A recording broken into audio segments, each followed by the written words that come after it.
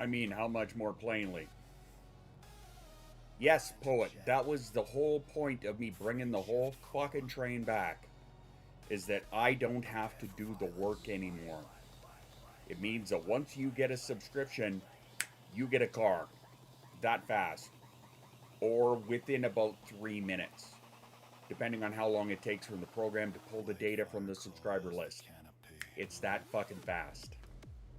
And that's why it's back, because I don't have to do the work for it anymore. And except the part where I have to manually change the colors right now still. But I mean, I'm still trying to set up the code so that you guys can manually change the color of your car at a whim, whenever you want. That's right. Well, I mean, Dan's here apparently and throwing shit around, so why not? But then you get countless emails about your car's extended warranty. It's true. See? Look at that. Bam. Poet's got a car. Heather's got a car. Phoenix had a car last time. And if you don't like the color of your car, well, that's too damn bad. No, I'm kidding. Just tell me what color you want. And yeah, that's I can change it that fast. So yeah, there you go. So it's back. If you hadn't been here, haven't been paying attention, you keep digging. That's right, you keep digging. That's right. That's too damn bad. Are you thinking you are burning yourself out again? No. The only thing I really kind of burned myself out on was I kind of hit a wall with the code where you guys get to change the color. So I just kind of like put it on the back burner for now.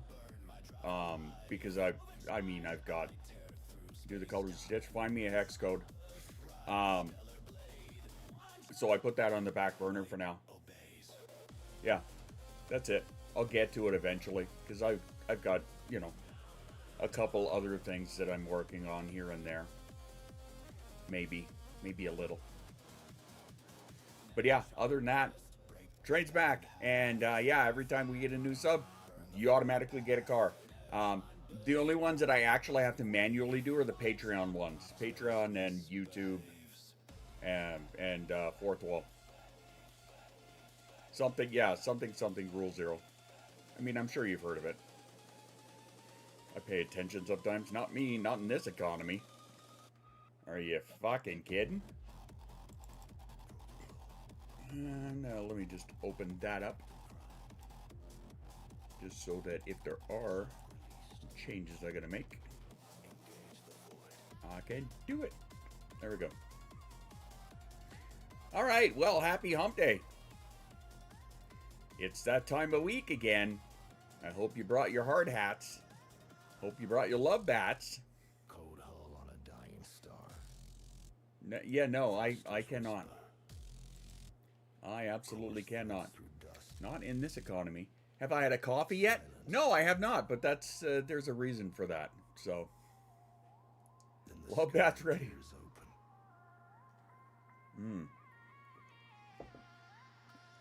Sarsaparilla. I finished reading the article. Yes, there was an article today on this exact same. Just put them in the chat.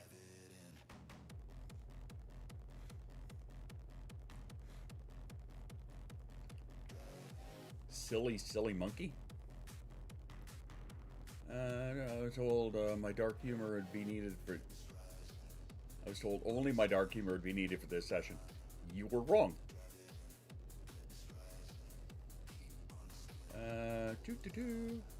Yeah, you're only getting one of those. And that. And I pick that one.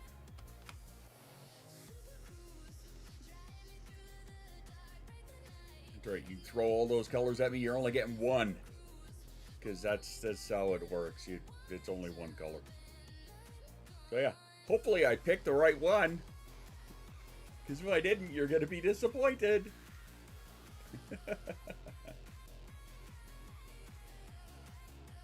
Anyway. Welcome to Hump Day, everybody's favorite day of the week. Why? Because it's right in the middle, I guess. I don't know. or something.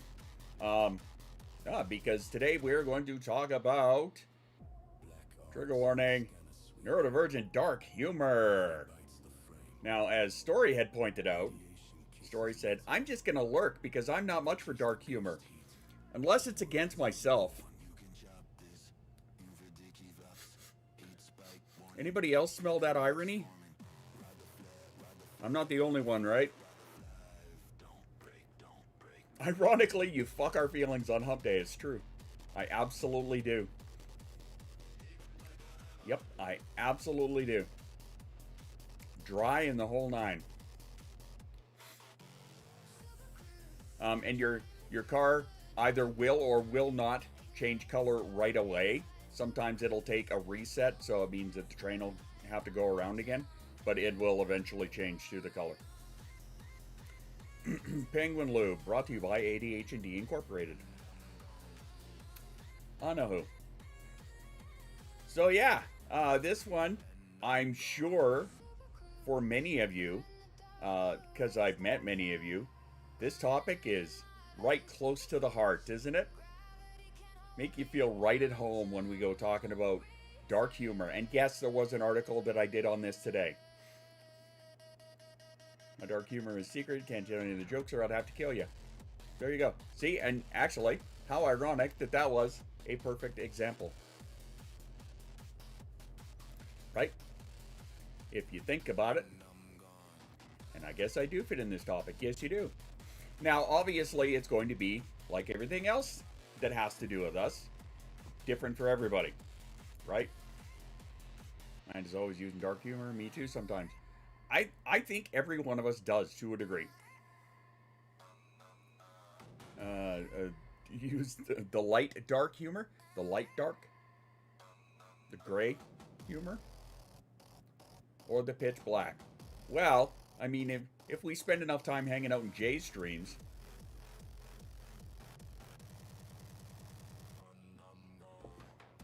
what's really funny is those of you that don't think that I'm that dark haven't been paying attention. Notice the color of the jersey.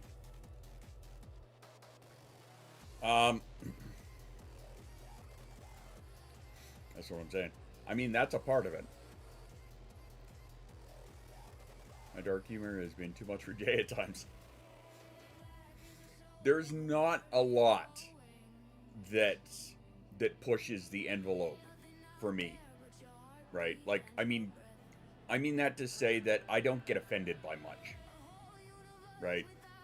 I mean, I think being offended for somebody is kind of silly. That is the right color, isn't it? Okay, just making sure I saved that. Yes, I did. Okay. Another one. Boom.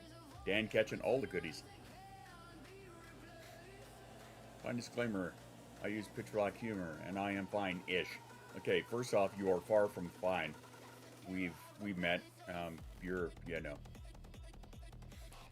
My humor can get white dark, I think. Is that like white hot? Or something? Yeah, hence the ish. Yeah. So, okay. I'm just gonna, because of course there was, if you guys remember last week we talked about PDA, okay? And remember that I said that I had a very difficult time finding good resources on it because it's not something that is too heavily studied yet, right? So there is stuff out there. How much have I missed? I haven't even technically started, Jay. We've been dancing around it a little bit. But yeah, last week I said that there wasn't a whole lot of really good info on PDA because it's still in its infancy when it comes to the research. Whereas at the time even, I said we are spoiled with a fucking plethora of research on dark humor and neurodivergence. I shit you not. I found I found 8 solid articles. 2 of which can take our stock videos in. Gotcha. 2 of which I think didn't have the actual original names of the people who wrote them, or something like that. I mentioned it in the in today's article on Substack. By the way, exclamation Substack if you actually want to read the deeper articles that I go into on this stuff. Today I did one on this, so I'm kind of doing a recap here. There you go, Heather. There you go, stitch colored. See, that was pretty quick. Anyway, so yeah, we literally have an embarrassment of riches when it comes to information on this. So there is that. So let me just go over some of the notes. The article that I called it today, your definition of dark humor. It could be. I called it the steam release versus the uncomfortable. Because in a lot of cases, that's what it can be. We are letting off steam. Others around us can be kind of uncomfortable about it.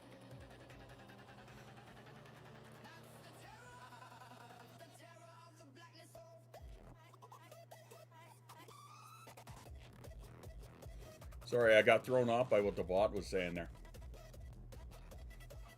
Yeah, hey, thanks, Dan, for pointing that out, by the way.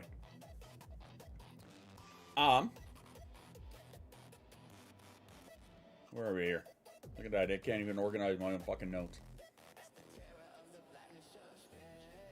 Alright, so, for example, aw, thanks, Dan. 69, baby. That's too amusing. That is too amusing. All right, well, here's an example, actually. Here's a good one to start with. How many of you have ever used, and don't lie to me because I know the answer to this, how many have ever used self-depreciating humor? The silence when you make the wrong dark joke at the wrong people. Commander integrity compromised. Never. Naughty a liar. Detecting coward protocol. Initializing. Dan, nope, liar. Combat. Mama, what me never, liar. Poet, refuses to answer, liar. Jay called me by my name, true. Enemy lock. Echoes through I already confessed to this, true. punch the exit key. Classic. Can you give an example? Okay. Okay. I have ADHD, autism, and multiple sclerosis. Basically, my nervous system doesn't know which one of them is trying to fuck me harder. Something like that. Ish. 0 days since last... yeah. I feel like that needs to be a sign that I should put up in the stream, like right here. 0 days since last dark humor joke. Something like that. Think it's the MS. It's gonna keep going and fuck you after you're gone. I mean, it might. Basically, Heather, anything I've ever said on stream, essentially. Basically, we're pretty close to that level. My nervous system was 3 raccoons in a trench coat arguing about who's driving. My go-to response for that, jokes. It's always jokes. Love to give you a hand. Get the helmet and go catch a short bus. There you go. There's another one. Stuff like that. Essentially.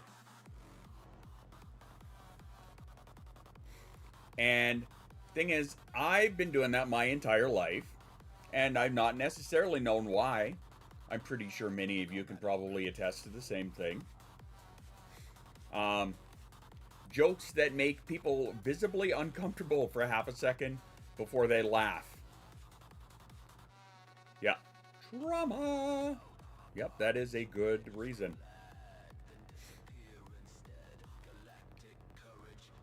I know, trauma response? Who would have thought? My favorite food is purple Crayola. Crayons taste like purple. My bed has rails. Anyway. Should I keep going or had enough? Don't you have stock to do?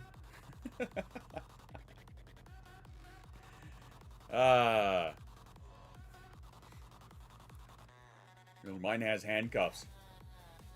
Mine has the rails for the handcuffs. Chronic pain and exhaustion. I don't know which one is trying to fuck me harder. Plus ADHD. I've gone AD4K. There you go. This is far more interesting. I mean, potentially.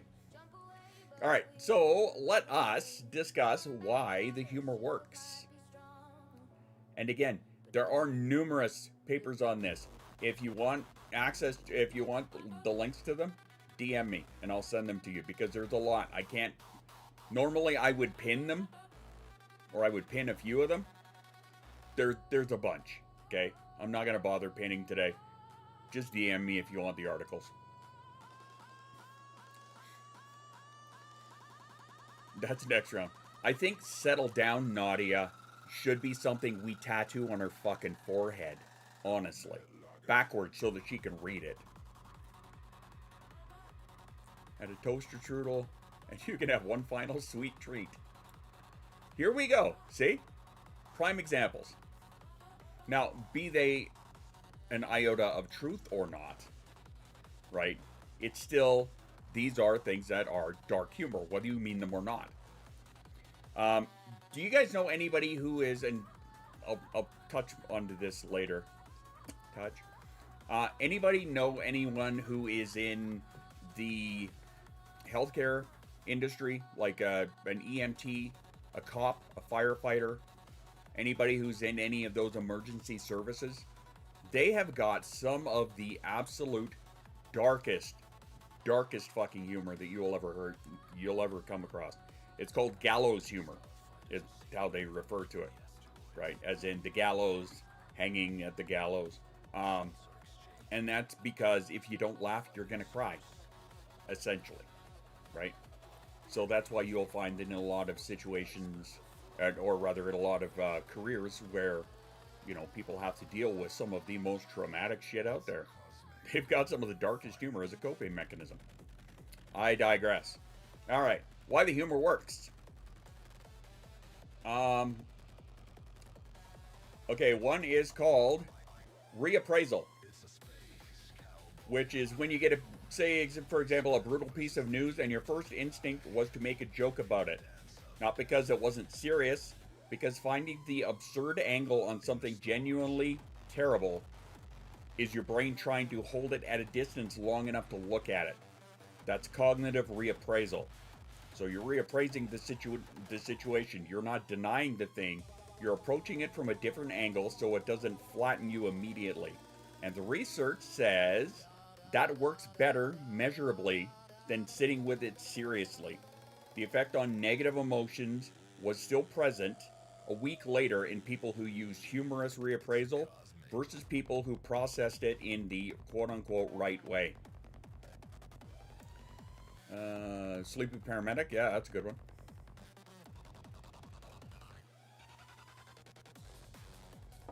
Okay, and I do enjoy a dead baby joke. They never get old. It's true, they don't. When death happens or an accident happens, yep.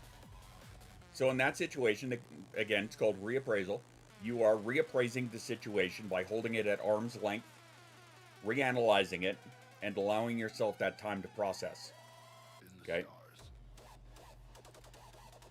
Another is distraction. So let's say a pun that doesn't distract you. You hear it, you groan, and you move on in 2 seconds. A well-constructed dark bit requires actual cognitive work. So your brain has to hold the setup, track the subversion, and process the payoff. So that's mental bandwidth that you're using, right? It's giving you that time to process. You made me joke. We're over here. It's a cosmic That same bandwidth, if you leave it idle, would be running the anxiety loop on repeat. So, and that's not an accident in a neurotypical brain. That's the mechanism. Complex jokes work better as a distress relief because they give your brain something real to do. Funny, that was part 2 of the joke. I was gonna make it, and I'm like, no.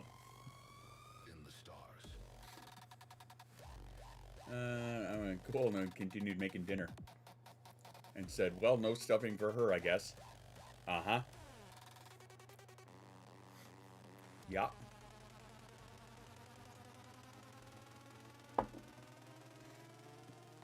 Or,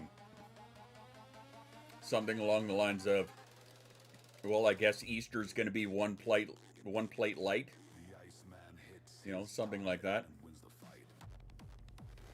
I like being gently joked, but only gently. We're going to have to talk to Doug about that, get him to put the work in. See? Like, today is just going to be a running fucking example. It's going to be example after example after example, essentially. That's all we're going to be doing today. All right. And then there is positive affect. Okay.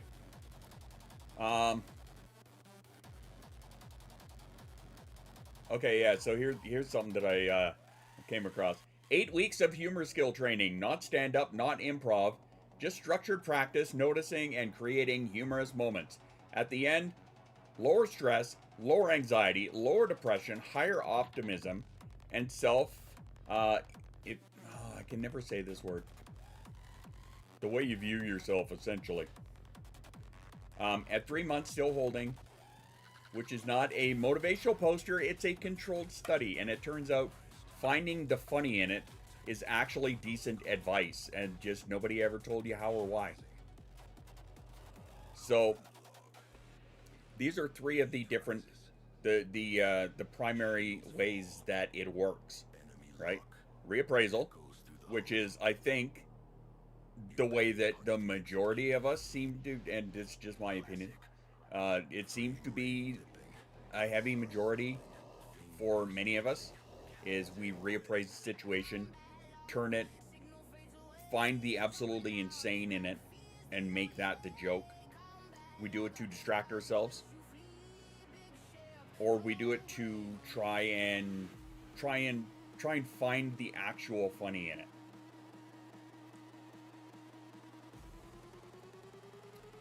So, I guess Mama gave us an example. Little blue in the lips. Yes, hence the color of your name, Smurfette. Anyway, since you gave us an example, self-actualization, yeah. What is a moment when a dark joke actually helped you process something real? How about that for our opening question? Where something shitty happened, and you took that dark humor and you used it to actually turn it into something positive. Yes, okay, so the story of Nadia's life. Got it. Warning. Integrity low. Warning. You already know. Sorry, I just... sorry, just carrying on laughing at you, Nadia. Let me see. I don't know how to answer this one, so yes. I put it into a poem recently. Excellent. Thanks for sharing. I'm confused on the question. I can't tell if you're being serious or if you're trying to be funny. Because if you're trying, it's not working. But if you're actually being serious, what is a moment when a dark joke actually... Okay, serious. What is a moment where a dark joke actually helped you process something? You just said one. The death of your mother.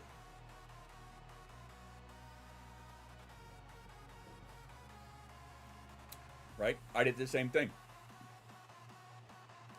Because my mom and I weren't necessarily close. We weren't necessarily, super far or super distant.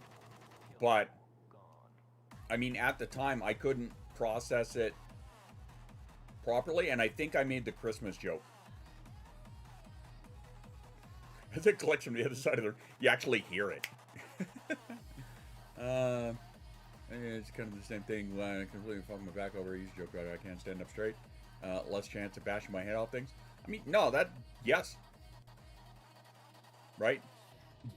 Okay, so in your opinion, Jay, do you think that was a reappraisal? Or do you think it was positive affect, where you're actually trying to... in your case, I think it was reappraisal. That's just my 2 cents, because, I mean, I've met you. You know, taking out of the shitty information, you're taking something that's ridiculous out of it, like the fact that you can't stand up straight. So you being like 6 foot fuck off. Give a quick... Okay, reappraisal is when you take... basically when you get a piece of brutal news and your first instinct is to make a joke about it. So you, in a nutshell, that's you. Distraction being where you kind of make a pun about it, or where there's a dark pun about it. Normally you would just kind of like groan and carry on, but with something like that you actually have... Yeah, levity. Thank you, that's a good word. Where like in a situation like that... Hi, Indie Kitty. I see you on YouTube. Where you would have to take a couple of seconds to actually process the pun to get it, right? And then positive affect, where it basically is learning how to take something negative and spin it to a positive. And I see Asume. So we got Indie Kitty over on the tube. And we got a barking bark over here. Yeah, definitely the first one.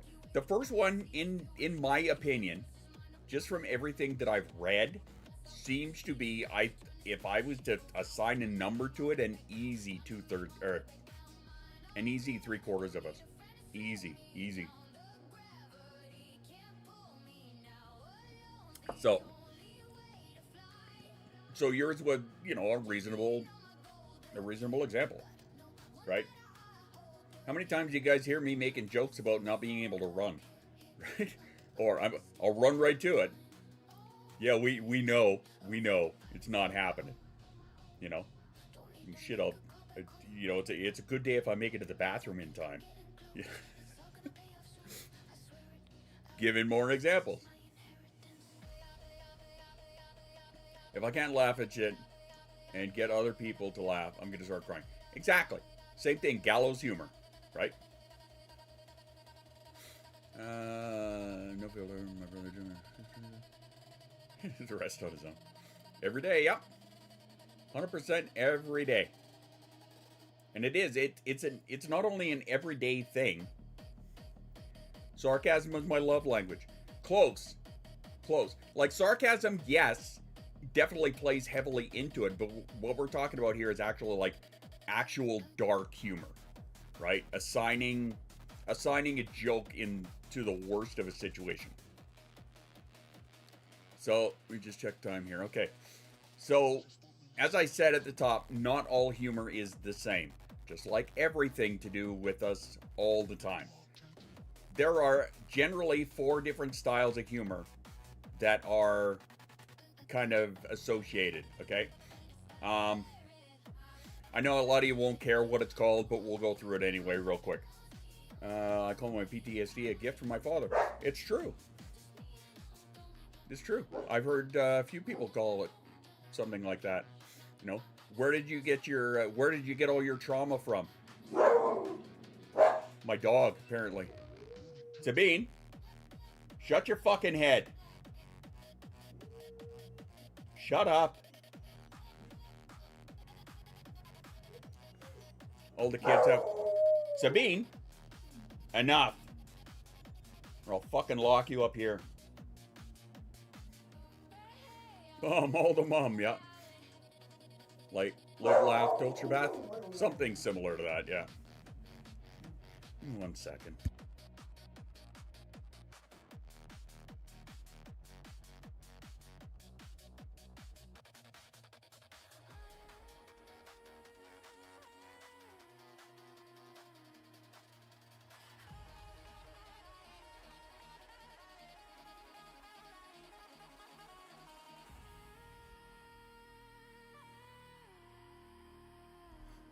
fucking dogs. My father's side was...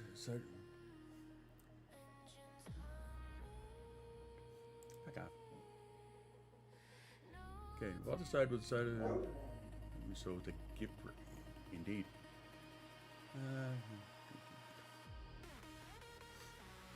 Call that your bouquet of mums. Another example, taking it from Lee. Joints ache so much, someone cutting them with a rusty, jagged, dull spoon. That's true. Trauma is a gift my mother, you can't just throw it away. That's the joke I was trying to make before my cunt of a dog decided that she was going to interrupt everything. Anyway. Most of racism, so don't go there. Fair enough. Alright. Continuing on. I know we generally don't care, but I'm just going to give this here as the information. Again, if you want to know more and read even more detail on this, it's on my Substack. So there you go. Okay, so 4 different styles of humor generally. One is called affiliative. Okay, so group chat after something goes sideways, someone makes a bit about it, everyone laughs, and suddenly everything feels survivable again in a way that it didn't 30 seconds ago.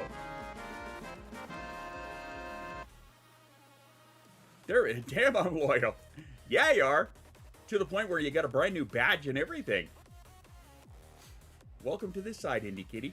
You're so loyal, you have a gold car. Anyway, that's called affiliative humor, right? You laughing together, not at each other, and the effect is basically like a social glue, okay? This is the one the research is most consistently positive about. I got a gold toe bag. Well, there you go. Next up, self-enhancing humor. The internal monologue joke. Everything you say to yourself when you self-enhancing. Sorry, I thought I'd read that wrong. The thing you say to yourself when you've lost your keys for the 4th time today. Ah, yes, my brain finely tuned instrument functioning perfectly. That's self-enhancing because you have spun it into a positive, into a positive sound instead of a negative. No glue. Yeah, I'm not. Yeah, social glue works until someone horses die. It works better when someone horses dies.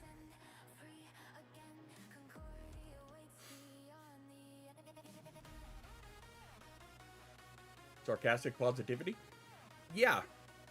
But it's in the way you word it. Right? Because you know how many people many in the better mental health space than I will tell you that if you can word things more positively, they tend to have a more positive effect on you, right? Which is what the positive affect that I was just talking about is. Okay, if you word it so that it sounds like a positive as opposed to a negative, it can have an increase in it. This is true. This is documented. There's fucking research out the wazoo on this, and none of us ever do it, right? Anybody who has ever been told, all you have to do is word it more positively, right? It feels reductive. It feels like toxic positivity, but it's fucking true, and that's the saddest part. I say something similar.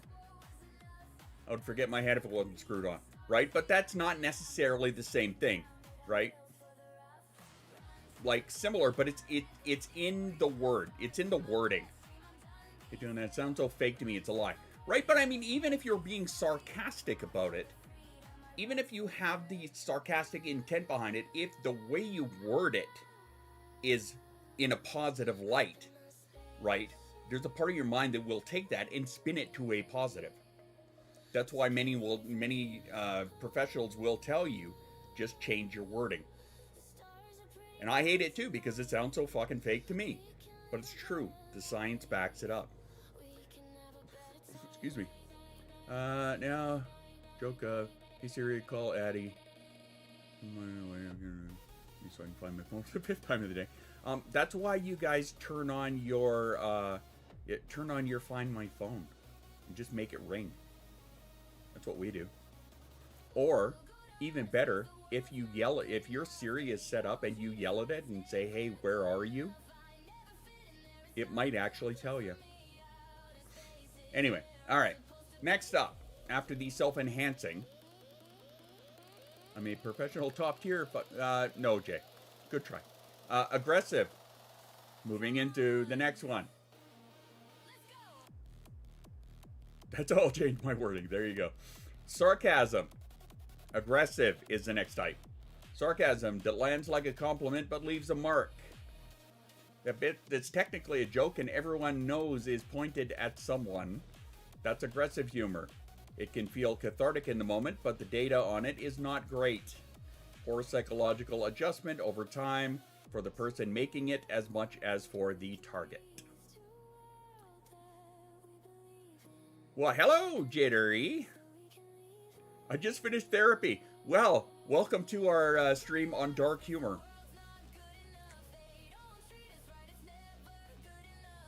Yeah, get ready for more therapy. And today, it's free, unless you want to donate, in which case that's on you. But other than that, today's therapy is free here.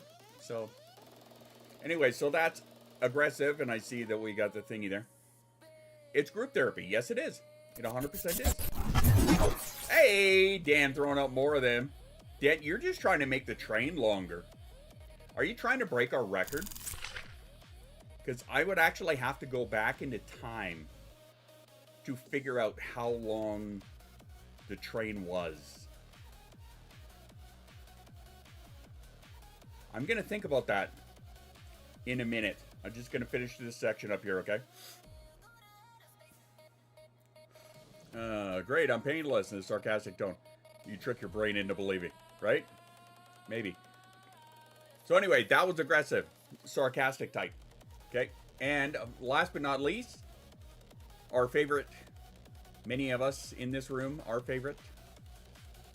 Keep my own running sarcastic monologue. Due to my job, I have to keep my sarcasm inside my head. Fair enough. Our last type, Jay, can you name it? Can you tell me what the fourth type of humor is in this topic?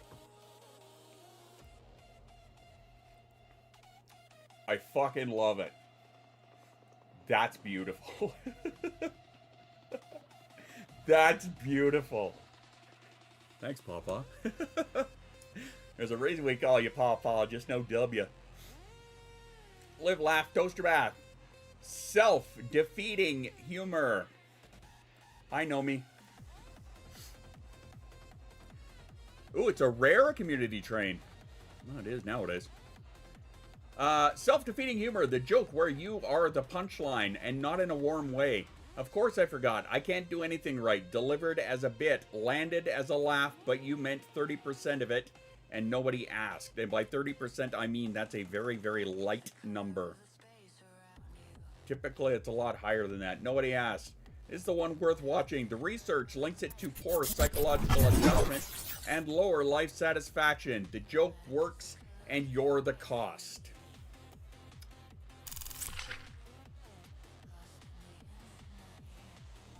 Hi, we've begun the swinging of the call-out bats in an aggressive manner.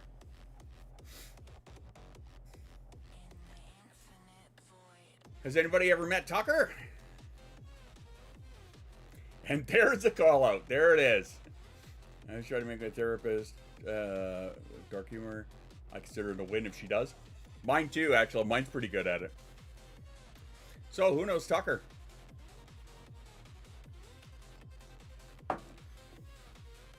Can fuck all the way off. Hey, how's it going? I see you on YouTube. What's going on, Droovy? It's been a while. Welcome to our coaching session. Today we are talking about dark humor and the neurodivergent brain. And your med alert. I'm his bitch. Well, no, that's my job. Moon, how's it going? I'll go with his sister lately. Pain in the ass, yeah. Usually, of course, to break another tooth. My anxiety is so high, my jaw can't relax. There you go. You know what? I'm just gonna throw a quick snooze on that. So the bot's gonna go on about the thingy there. And hey, it's a chance to. I don't know why I'm pointing at that. Hype train. Thanks, guys. Much appreciated. Anyway, okay, so in my case, if you guys have never met Tucker, well, that's the voice that I have in my head. He's that little asshole that I have in the back of my mind, the one that is constantly trying to sabotage everything, try and make the worst out of every situation. Basically, he is the bane of my existence. You know, the one that if I actually listened to him, I wouldn't be sitting here in front of you. You know. Yeah, why, Tucker? Where? Who? How?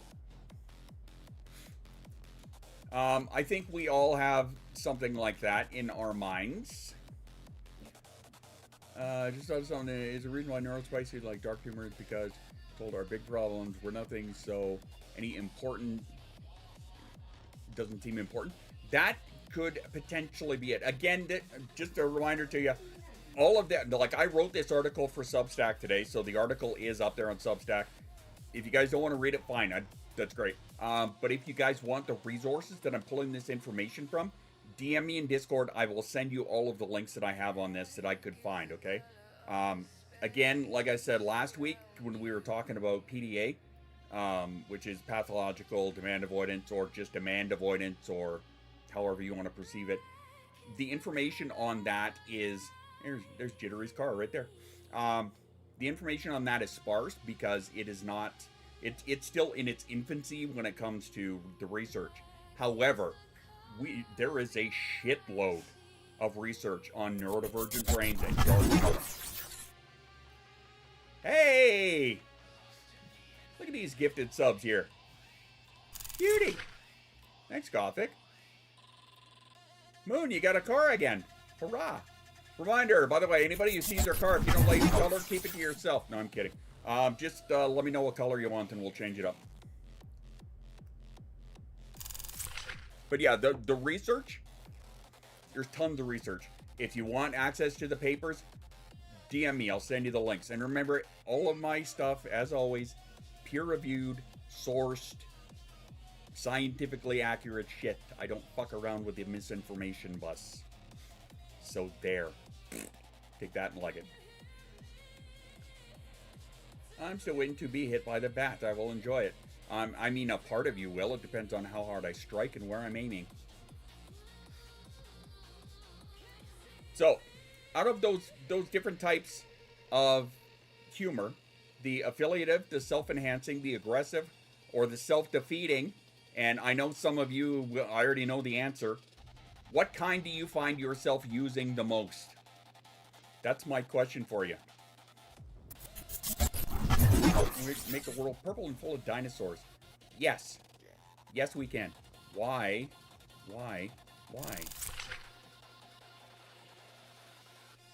Where did it go? There it is. I was gonna say, where the fuck's my cup? My cup seems to have vanished. There we go. Kaboom! Fill that cup and blow it up. Alright. Anyway, that's going to be the question 1 and 4. Affiliative, yes, 100%. I agree with that. Self-defeating, yes. Depending on what I'm feeling.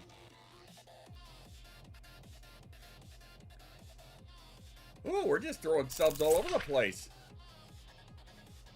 Mostly 3 and 4. Fair enough. That is something, the most of the type where if I'm not laughing, I'm sobbing uncontrollable. So probably, I would say that's either affiliative, or if we go back up to the top where there are 3 different types, the reappraisal, the distraction, or the positive affect, I would say that's reappraisal or distraction. I am sarcastic. That was my first language. Yes, it is. I don't think I do the aggressive thing at all.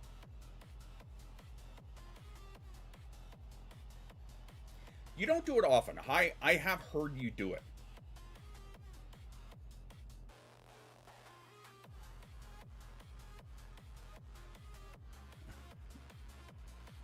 I've heard you do it. I know. I think everybody pretty much has done it, whether they mean to or not. Sense of humor is sardonic. I like that word too. That's very accurate. English and sarcasm is inbred. No, your monarchy is inbred. I would think that you maybe not so much.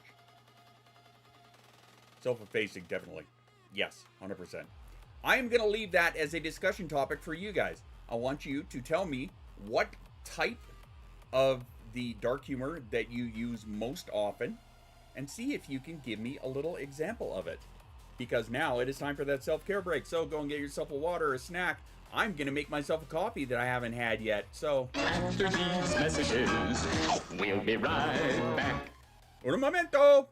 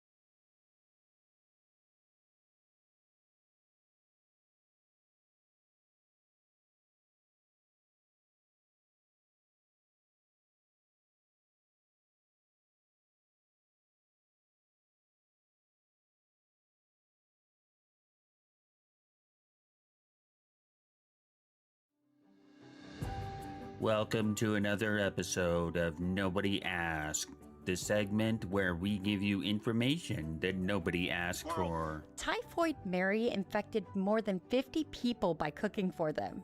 So are you really sure a woman's place is in the kitchen? This has been Nobody Asked.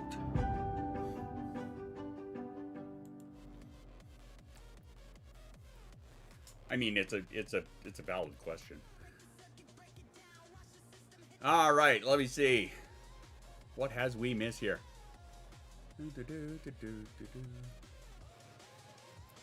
Oh, shit. Right, because of the ending thing. Yeah, sorry about that, Dan. It's good.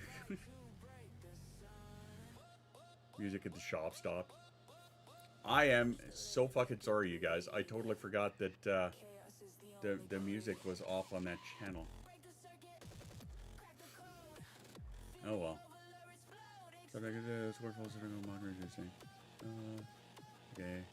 Spotify's take it away. I sorry. You know what? Before I forget, let me fix that right now, so that we don't have to go through that horrible traumatic experience again. Be right back. Audio.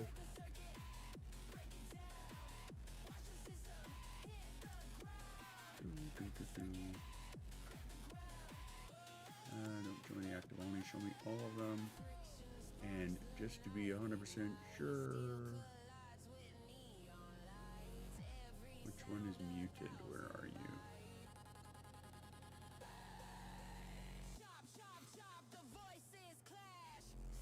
Okay. There we go. You owe us all music therapy now. Oh, do I?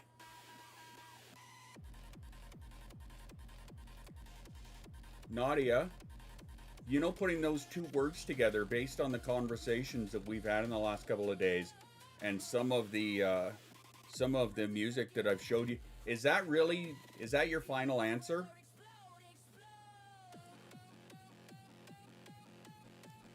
I'm just putting that out there. What would toaster bath type fall under? I would say that it would be 100% self-defeating. Literally and figuratively. Geeky girl! She's the geekiest in the whole wide world. I don't know why I ran with that, but we did. Alright, here we go. Continuing on. So we have already talked about the why humor works. The three mechanisms. Reappraisal of humor, distraction, and positive affect. Then we talked about how not all humor is the same. There is affiliative, there is self-enhancing, there is aggressive, and there is self-defeating, and there is Tucker style. You would disagree. Okay, enlighten me. Please, I'm happy to hear. Geeky girl. Da, da, da, da, da, da, da, da. You do that, and I will line up for the next section, which has to actually kind of do with autism. This section, but not the section after. So there's that. Yeah, Tucker style is so good. That's right. It's like Gangnam style, but without the fancy dancing. Otherwise, we'd call him Tucker Fancy Pants.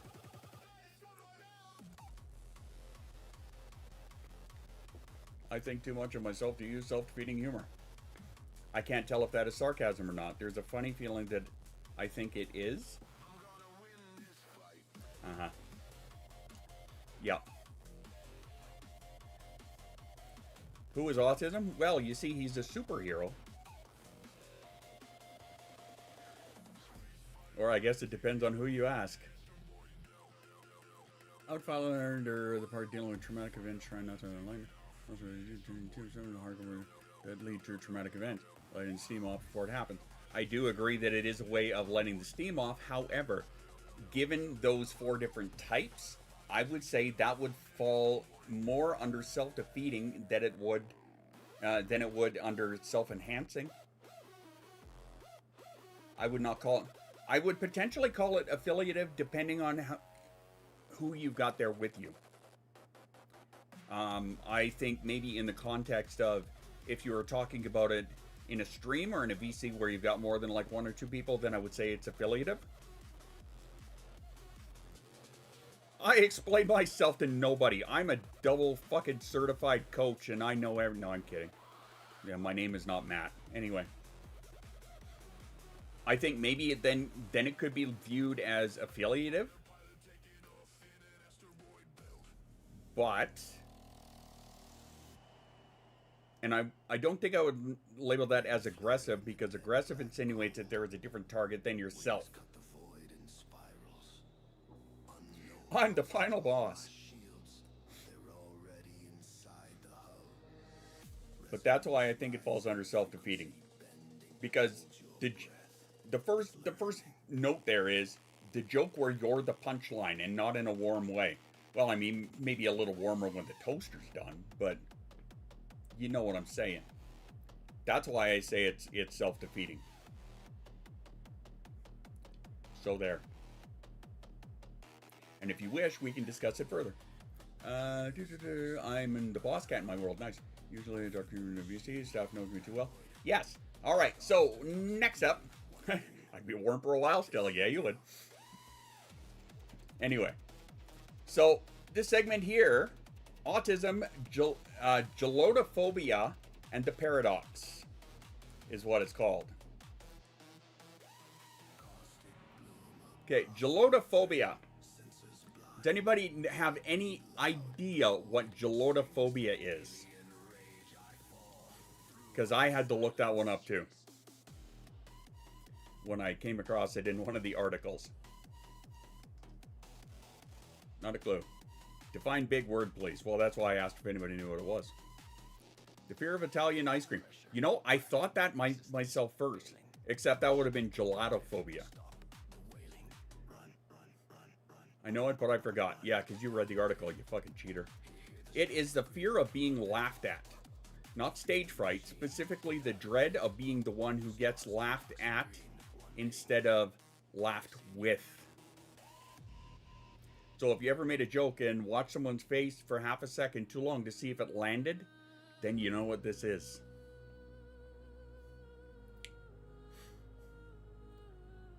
I gave you access to the article? Yes, I published it. Ergo, you had access, as did everybody else in the chat. In fact, just to plug this Substack a little bit, today, and today's article, that's RSD, isn't it?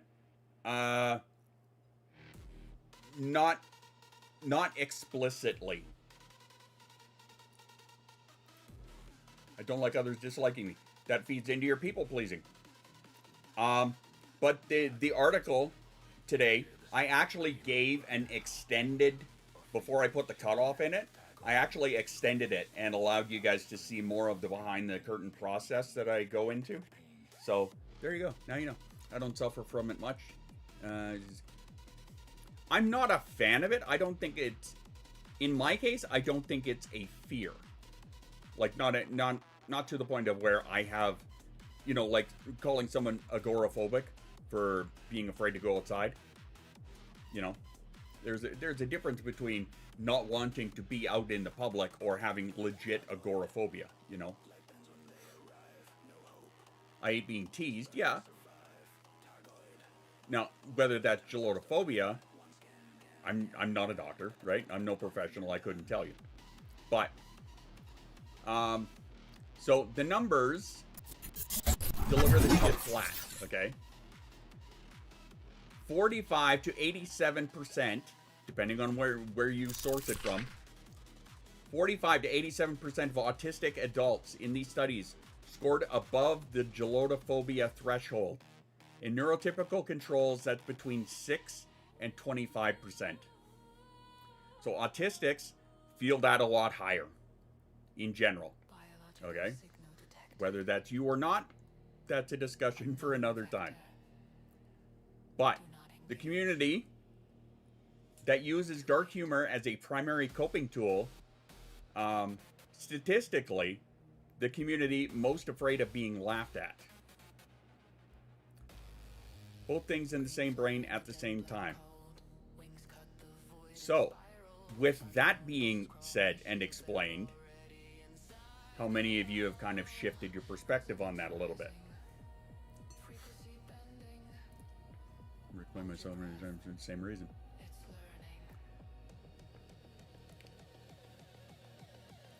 Nope. Jay's a little bit more self-realized.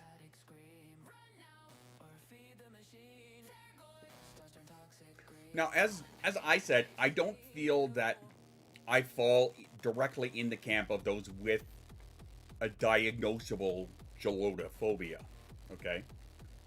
However, I don't like being laughed at. I don't think any of us does. Right? Now, okay, so let's narrow it down then, Mama. How many of the autistics here feel that they fall into that? Between that 45 to 87%. Honest question, no shame. Right? As always, no shame here for anything.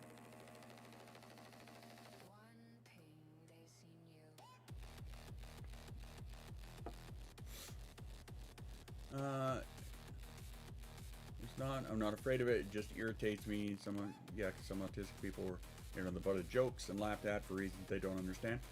True. That's a good way of looking at it. Right? I feel that's actually an important way of looking at it, Indy. I don't think so. However, certain topics will trigger almost an anger or offended type response. I think that's a lot more common than you might realize. Did it flag you for being the butt of the joke? If you're not laughing at me, give me 5 minutes.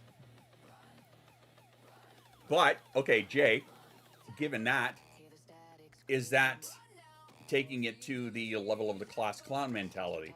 As in you're assigning the target to yourself. Laugh at me, please. And if that's the case, do you feel that is more of a attention / trauma / coping mechanism? If so, I have a topic for your next therapy session. I don't like being laughed at because I was bullied all my life, so yeah, that's fair. I don't have trauma directly related to this. Nope, not at all. Never happened. Sarcasm. Okay, so that's 2 of you for sure. Fuck yeah, and fuck you. All right, nailed it again. Hi, once again, a reminder to you. I am a double certified autism and ADHD coach, and I still am not a diagnostician or a professional or a doctor or nothing. I know my community, and I love you guys, that's all. I just know you guys, that's all. You guys are the best. No, I was looking at something over that. You found a dust spot, did you? All right, anyway. So here's why that matters, those numbers, okay? And it matters practically. If you are using dark humor partly as an in-group signal, if you laugh at this, you're one of us, okay? Kind of as an indicator to others. You're also running the constant low-level test that you're tired of failing.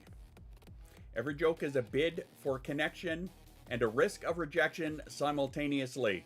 For a brain that already has RSD, that is going to ask a lot from a punchline. So who was it who mentioned RSD? I can't remember who it was who had asked if that was RSD. And I think I said that it, not explicitly, but it plays into it. If I remember. Remember what I said? Are you kidding?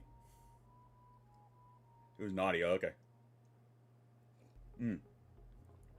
So Nadia was cheating because she read the article. Anyway.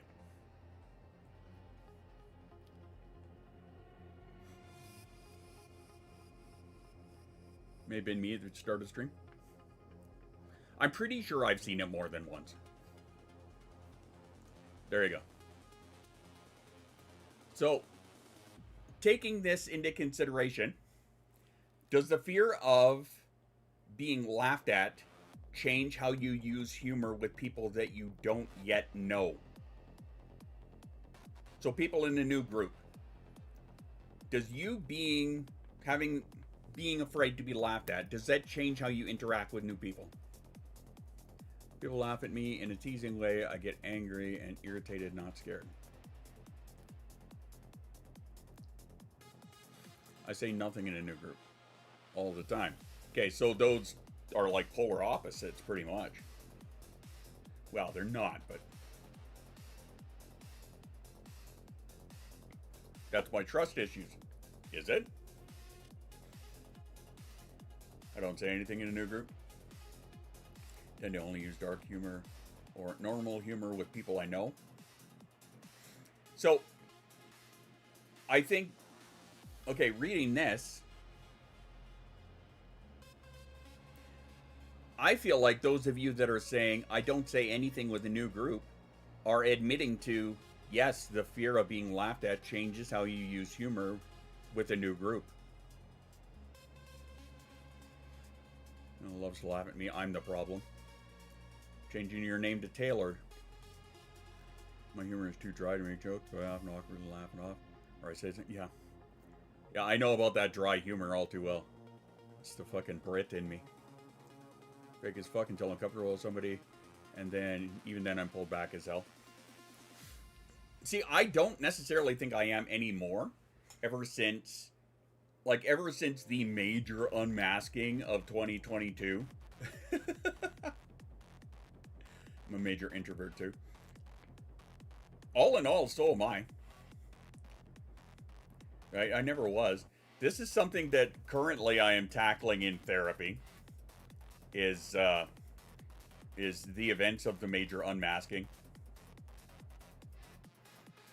Like still, what's that, 4 years later? I'm still dealing with that. The realization that maybe who I was up until that point was somebody who didn't actually exist. Right?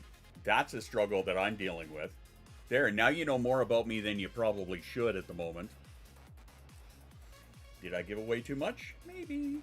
Have to mask at work, have to mask at home, and it's taught me that actual me was way the fuck too much for masses. I don't agree with that. You know that I don't agree with that. You also know probably why I don't agree with that. I think that you are too much for the situation. You are quote unquote too much for the situations that you are stuck in. People watcher, yeah, spent a whole career doing that. People don't. Okay, I'm a people watcher, but yes, I would go so far as saying you saying I'm paranoid about people. Okay. COVID lockdown, best years of my life. I enjoyed the shit out of it, I'm not gonna lie. I met all you guys. Time to do dishes and lurk. Alright. Working on this about masking. Haven't shown that one yet. Okay. Alright, just checking a couple things over here. Alright.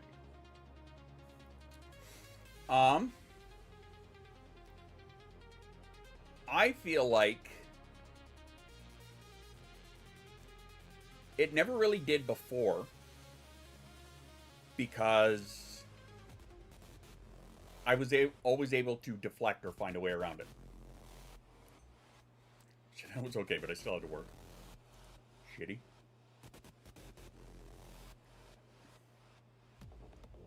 Alright, let's move forward. Checking the time. Half-hour mark. Perfect. Next up, alexithymia, ADHD, and the bypass. So, alexithymia. How many of you know what alexithymia is? Something I struggle with immensely, if that gives you a hint.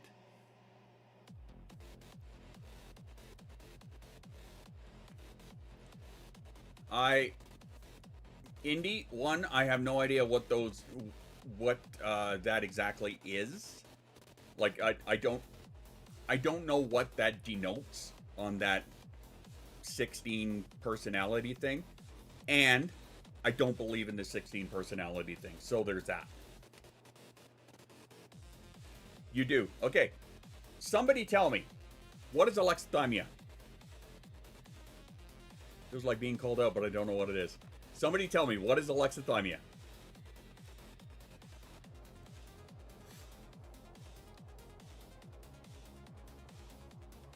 Feelings. Alexithymia is feelings. No. Frontline worker. Yeah, that'll do it. Emotional blindness. Okay, that is a great way actually to describe it. A little of a disconnect from your emotions. Another great way to describe it. If it's feelings, then I don't have it. Wanted to stay home too. Not being able to identify how you are feeling, if it be mad or sad, mad or happy. Yes. Alexithymia is the inability to recognize and understand the emotions that you are feeling at the time. Unable to say how you are because you literally have no idea what they are. I struggle with that insanely. More than I ever thought I did. More than I ever realized that I did. I know if I'm mad. That's it. Any other feeling in the middle, I don't know. Difficulty identifying, understanding, and describing. Yep. Emotional constipation. Yeah, that's actually could be used as a term for it. The extreme, yes. Angry, sad, happy, but all the rest, not a clue. Yep. Yeah, that is something I struggle with incredibly. Alexithymia is difficulty identifying and describing your own emotional states. Not, I feel sad, but I'm hiding it. More like something is happening inside me and I genuinely cannot tell you what it is. For a lot of autistic and ADHD people, and, well, ADHD people, more so, dark humor solves a problem that direct language can't.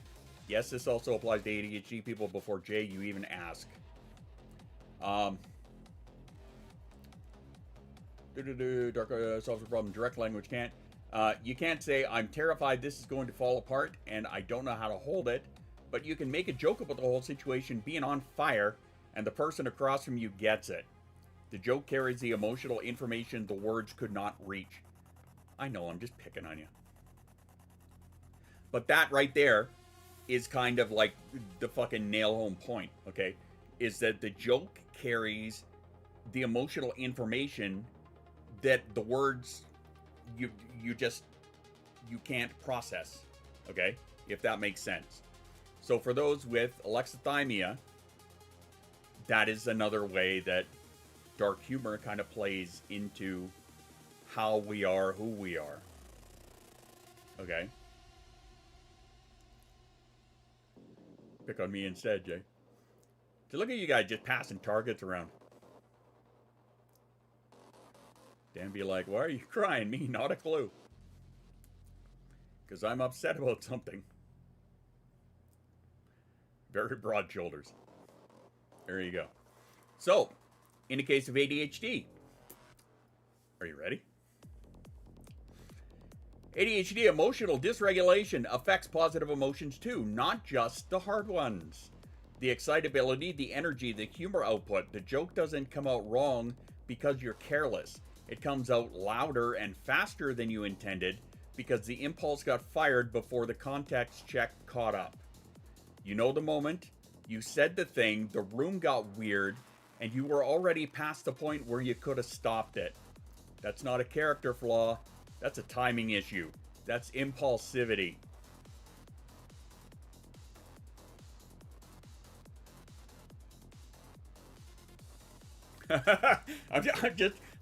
Here's the part where I sit and wait.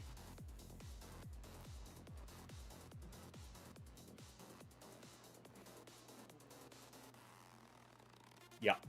This is where I just sit and wait.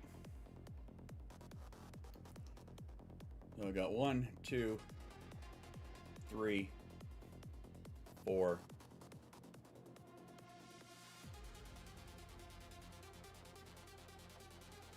5. It's like knowing what a word is, but not being able to say it and only describe it. Not even be able to describe it sometimes. right? And that falls under the description of it. Not just the inability to name it, but the inability to call it, to identify what it is. 5 what? 5 people that I immediately knew that I called out.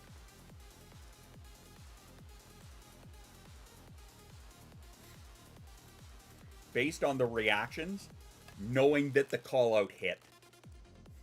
It was 5. That's why I just sat back and waited.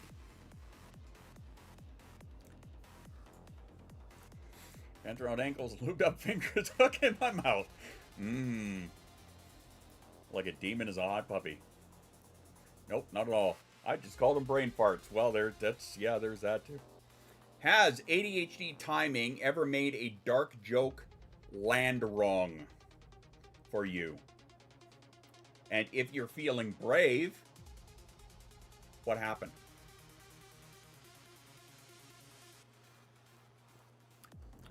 Whistle and I'll stop. What, you're a taxi now?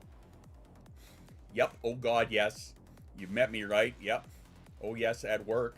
Uh-huh. Please, enlighten me, if you wish. Obviously, you're not obligated to. But if you care to share, by all means, because I'm sure many of us here can totally relate to it.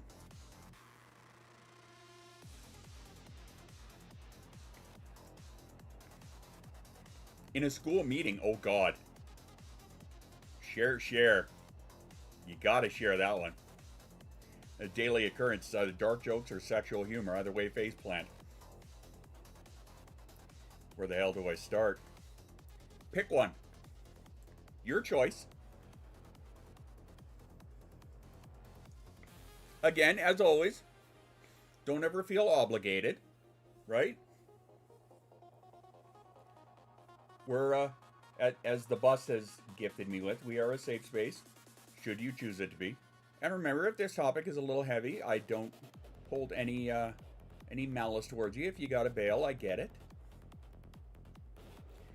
But that's also why I put a couple of little letters at the beginning.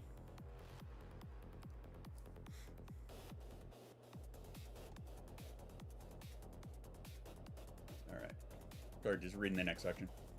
On to what I'm thinking the most recent one.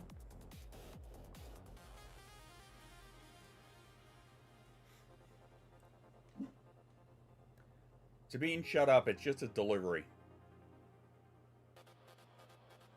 Can't remember because I dissociate hard. Sometimes, but the silence was enough to know I shouldn't have said that. Okay. Fair enough. I couldn't identify a specific one, but I know I've done this so fucking often. Nephew died at 4 weeks old. ADHD dark humor said something teething in him getting a little too something didn't go. Want the world to swallow me up. No, that's fair. That is fair. Alright. While if there are any of you who are typing up a story, I'm just going to move forward here. And we'll get back to you. Next section, I call it the congruence problem.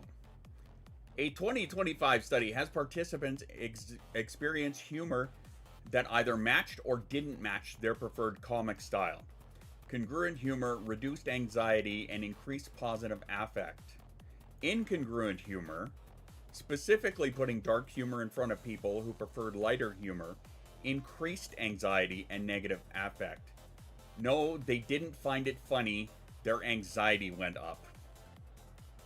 So, how many people enjoy watching comedians on YouTube or something like that? I'm sure that'd be many, right? If you ever happen across a clip or a TikTok or a reel or, a YouTube short or whatever that has a stand-up comedian on it, I'm sure many people will sit and watch, at least for a second, until they identify either who the comic is, whether they like them, whether they can get on with that type of humor, right? I will watch every fucking comic that I ever see, right? If I scroll through and I see a stand-up, I will watch every one of them. Absolutely every one of them. I love stand-up comedy. I absolutely adore it. Some of the greatest inspirations in my life were stand-up comedians. Now, that being said, there are some comics that I really enjoy that not a lot of people would, or not, not necessarily all people would agree with. One of my greatest inspirations, George Carlin, hands down. George Carlin, Carlin was the king, period. Carlin is the king. End of list, right? In my opinion. But there are some people that they don't get on with his kind of comedy. And I get it. I understand it. He is blunt. He is truthful. He is confrontational. He is provocative, right? On purpose, intentionally. Because the guy helped, in my opinion, he helped pave the way for so many other comics out there, for so much comedy out there. And he did so in a time where, if you've never heard his 7 words you can't say on TV, that should tell you enough. But that, that takes us back to a time where you literally could not say those words even in public, essentially. Like shit and piss were on that list. Okay? Billy Connolly. Yes, Billy Connolly is fantastic. I love Billy Connolly. Take a break. John Richardson was hilarious, but he left it teach. I don't know if I know that one or not. John Richardson.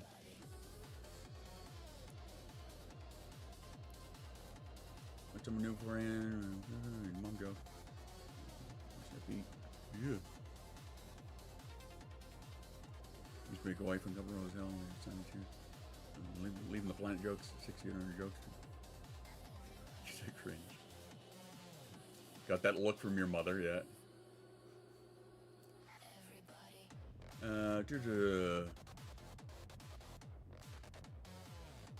I like the place for for my stuff. My stuff is heavily inspired though. Like any of the stuff that I do. Running out of hot water. Go! Any of the stuff that like if I try to infuse something comedic into one of my posts or rants or whatever, you'll find that they are heavily inspired by people like Carlin. Carlin's stuff routine is great. Need to get her bigger place to put more stuff. Carlin, old Dennis Miller before he turned into a fucking wackadoo. Jon Stewart, John Oliver, Adam Conover, even. Right? Guys like this. One of my dirty little secrets, Jimmy Carr. I love Jimmy Carr. Jimmy Carr is so dry. Jimmy Carr is one of the ones that... Another one that crosses the line on purpose. Like, Andy is way the fuck out there compared to a lot of people. Right? Way out there. Like, we're talking, like, pedo jokes. We're talking, like, rape joke. Like, dark shit. Right? I don't get one. They usually fall flat for me. Jack D. I know that name. Anyway, these people specialize in this dark humor. Jimmy Carr, yeah, he's British. Jack D's nuts. Hey! I see what you did there. You win.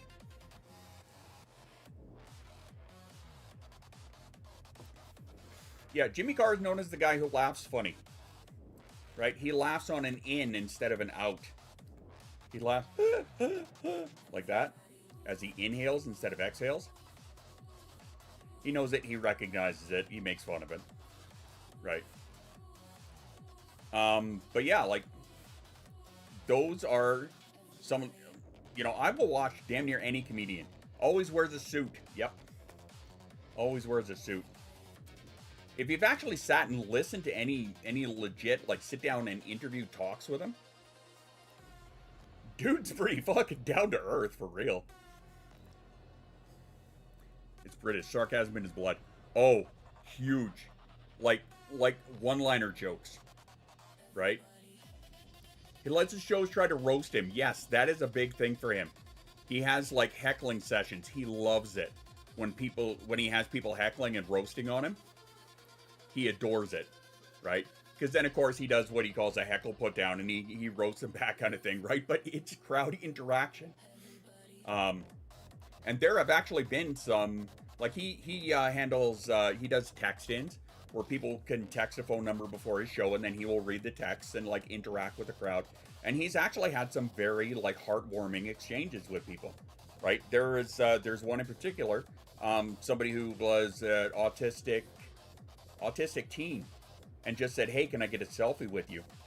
And he's like, "Yep," and like, you know, jumped down and ran up to see him, and, you know, met him and handshake, nice to meet you, and, you know, super polite with him, great exchange, you know, that kind of thing, right? But that's not part of the stage performance per se. I've seen that video, it was nice. I've seen tons of it. I love it. Lucy Darling is my current. I absolutely love Lucy Darling too. Big fan of that. Steve Hofstetter. Yes, I'm huge fan of Steve Hofstetter. That's Jack D. Can you DM that to me? Because I'm not going to open that right now.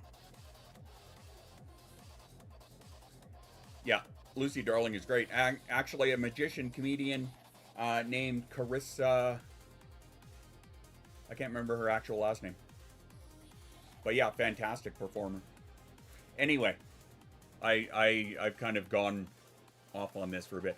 The point that I'm trying to make is that everybody, thank you, Carissa Hendricks, is that everybody has, you know, their preferred style, shall we say, of comedy. Need to get out of the bathtub. All right. Take care of yourself, Indy. I didn't even know you were in the tub. Thank you. The point was that everybody has their own preferred style of comedy, right? Some people can... I did the toaster. Hey! So in these studies, people that watch comedians that they did get on with, their positive affect increased, their anxiety reduced. People that watch comedians... Yeah, appreciate that. Make sure you towel us off. Whereas people who watch incongruent comedians, anxiety increased, negative affect. They didn't find it funny, their anxiety went up. So when you make a dark joke and someone goes quiet or looks uncomfortable, that's not always them being oversensitive. It might be a genuine nervous system response to content that hit wrong in a particular writing. Your dark humor helps you process. It can literally distress the person next to you. Neither of you is wrong. The calibration just didn't match. Again, something I have fought with in my entire life, because that's just who I am, right?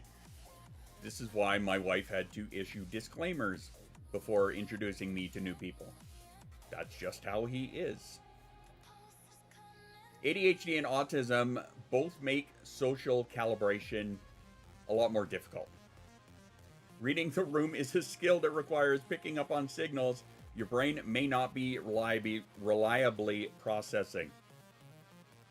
And especially for some of us who don't know how to read a room, or don't know how to interpret social cues, facial expressions, things like that, makes it even harder.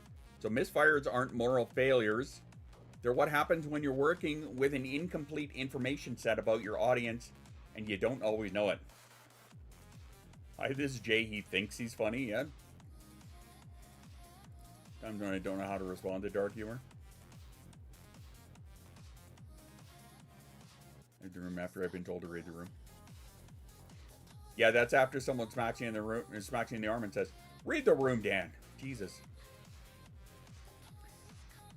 Anyway, the practical version of this is not stop using dark humor. I would never say that because that means I would have to stop, and fuck that. But it's know who's in the room with you. The Discord is kind of celebrated for this, because a first conversation with someone you just met is probably not calibrated for that. Whereas in a lot of cases, the Discord mostly is, right? That's not censorship, that's audience awareness. It's a skill worth building explicitly because it won't develop on its own for most of us. Read the room, got bored after I read the first chapter. First chapter? Prologue, man. After like page 3, book went down.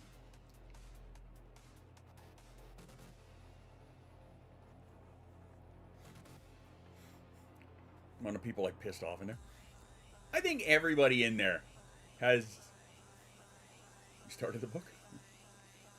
I hope you're not talking about mine. That's probably an overinflated number in your head if I was to be candid with you. Ollie's laughing at Jay's comments. Shocker. You're training that kid right.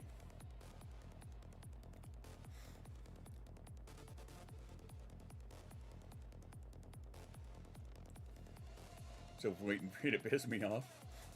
My favorite is when someone comes in mid convo and they're talking about monster flavors.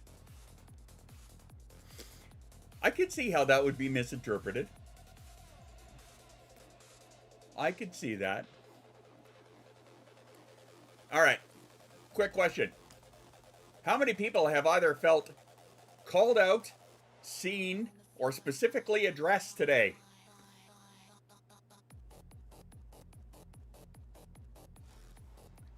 Inquiring minds want to know. No, lies. Yup. Which one, Nomi? Actually, here's a better question for you. Did I mention fuck you? Okay, same question, but how?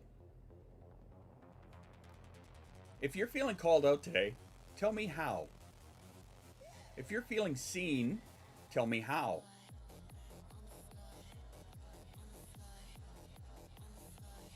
Side swiper, direct hit on all of it. The kind of answer questions you know the answer to.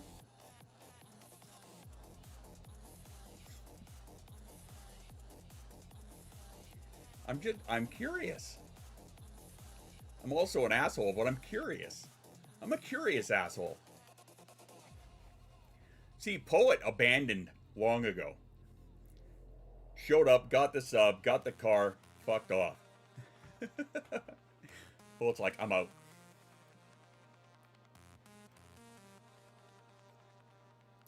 Okay. We're validated because dark humor is my go-to and sometimes I go a bit far. Yep. I don't know who the cocksucker came up with this topic is, but what a fucking dick.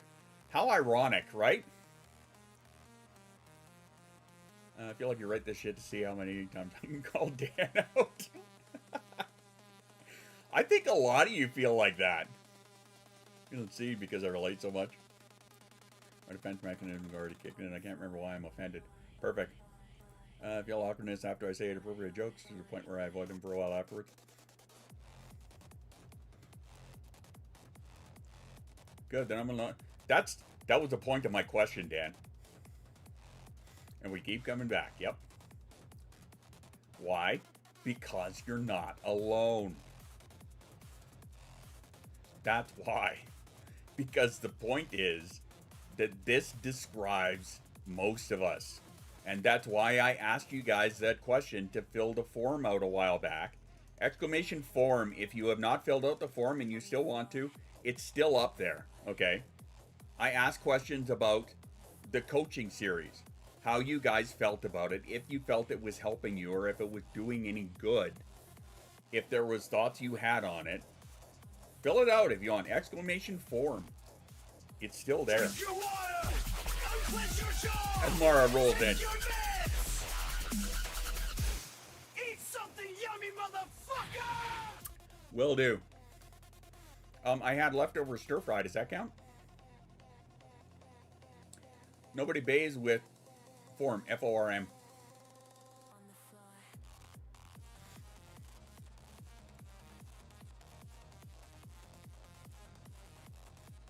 Should be the one. I'm pretty sure I left it up.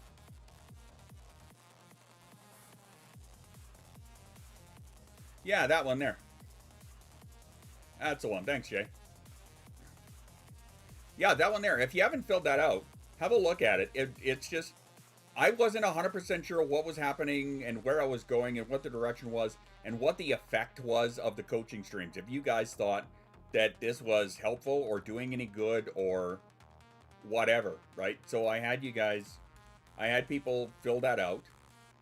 So if you haven't, take a look at it. It's 4 questions. That's it. And it's completely anonymous, by the way. So unless you actually indicate in some fashion who you are, Nadia, I'm not going to know who it is. So yeah. There is still another segment that we're going to go through. We will do that after the self-care break. All right. And it's just my coaching translation, basically, of using dark humor and whatnot as a steam release versus avoidance.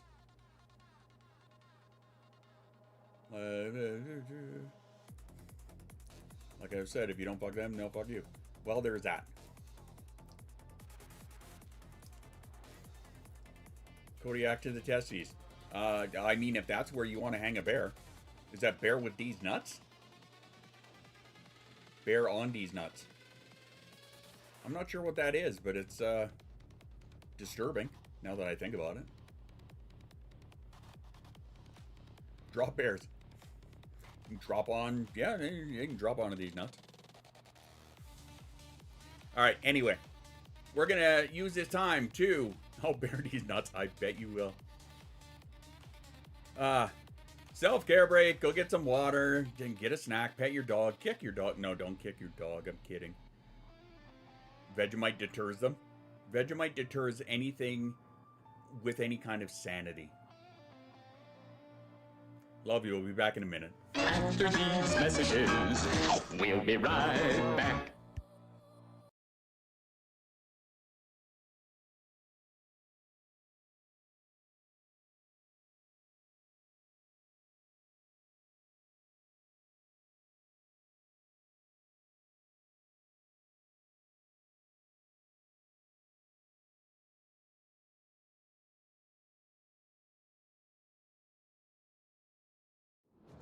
Were you Dutch ovened by your one-night stand and now suffer from respiratory illness? Have you looked in a telescope only to see the brown eye? Get caught cooking meth in a Winnebago? Ha! You mean want a bango? Did you lose a fight with a scarecrow? I'm JP Schuster. And I'm CB Mooster. And we're here to fight for you. Automotive accidents. Medical malpractice. Workplace injury. Scared of the dark? Call Schuster and Mooster at 1-800-MONSTER. We check under the bed. Bro, that's scary. Schuster and Mooster. Attorneys at law. I'm gonna be a bunny for Halloween. Phone books can be toilet paper? Phone books can be toilet paper. By hiring Schuster and Mooster LLC, you acknowledge that no one should act or refrain from acting based solely upon the legal advice provided by Schuster and Mooster LLC without first seeking much better qualified legal and or professional advice.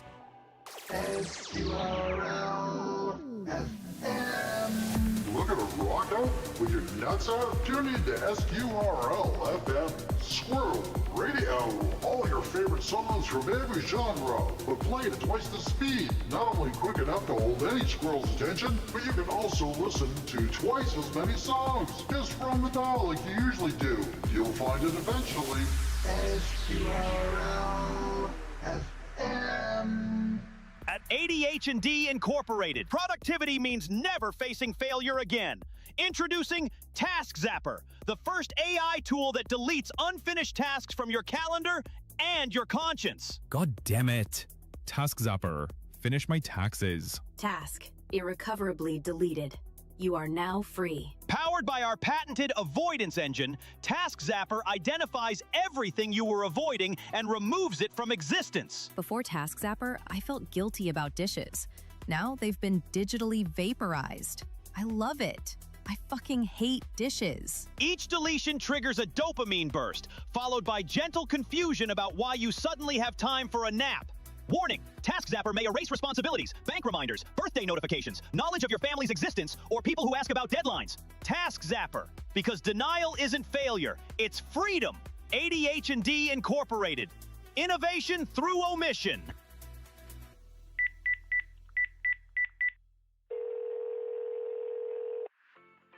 Thank you for calling the ADHD hotline, sponsored by Squirrel Co., a subsidiary of ADH&D Incorporated. If you're currently having a meltdown and need to scream into the void, press 0 now. Otherwise, please choose from the following options. To have someone activate your hyperfocus to start a task because your executive dysfunction has paralyzed you, please press 1. If you need reassurance because imposter syndrome is acting up and telling you you're trash and not worthy of success, love, or praise, please press 2. To gush about your latest hobby or hyperfocus because the people around you are already sick of hearing about it and you just need to show someone your hard work, please press 3. If you can't find the item you literally just had in your hand and need someone to walk you through the last hour so you can find it again, please press 4. If you can't remember why you called us, but know it was important, please press 5. If you're suffering from decision paralysis and need someone to talk you through figuring out what you want to do, please press 6. If you're shopping and need someone to talk you out of buying the 4,782,746 things in your cart because buying things gives you dopamine, but you just can't afford it, please press 7. To set reminder alarms to remind you to drink your water, eat something yummy, take your meds and unclench your jaw, please press 8. If you are having a meltdown and need to scream into the void, please press 0.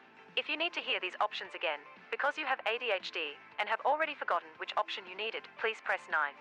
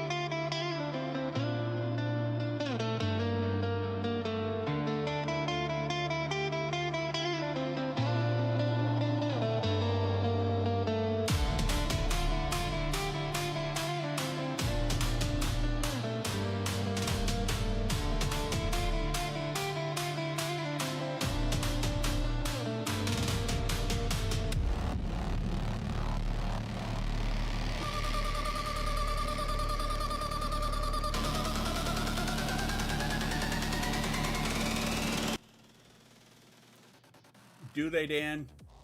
Do they, though? Sweeter? Hell nah. Well, I mean, yeah. Anyway.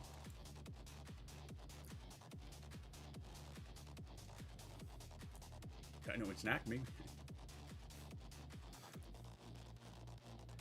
Just made myself gag on that one. I mean, you deserved it. Let's not lie here. You deserve that. All right, let's power through this here and get to the end of this shit, shall we? The coaching translation. Steam release versus avoidance. So, picture, if you will, if you're capable. I know some people cannot, and I apologize for that. Two people make the same dark joke about burnout. Person A makes the joke, laughs, and you can actually see something shifts in them. They're lighter after it. The feeling got named sideways, and something moved. Person B makes the same joke, gets the laugh, and then goes right back to exactly where they were. Same tension, same heaviness. The joke didn't process anything. It postponed it. Yeah, we're back to calling you guys out. Just briefly. So, again, picture that scenario. All right. Somebody makes a joke about a dark joke about burnout. I don't know what it is, whatever. But the first person makes a joke, laughs, and you can actually see that they've processed it. They've lightened up because of it. I find I fall into this camp a lot more often than even I care to admit, really. Because that's how I process pretty much everything. Whereas person B makes the same joke, gets a laugh, but nothing changes in them. Okay? Both jokes sounded identical from the outside. The difference is what happened afterwards. Picture it, Sicily, 1894. We said burn one scar, there you go. Thanks, Nomi. Yeah, you processing, we know.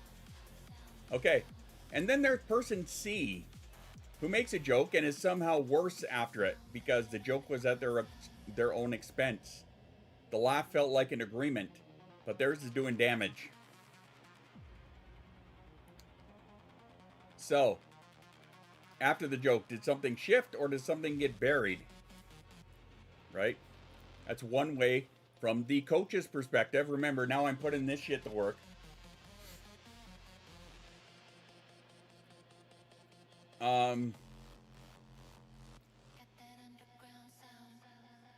Because the joke was at their own expense, the laugh felt like agreement.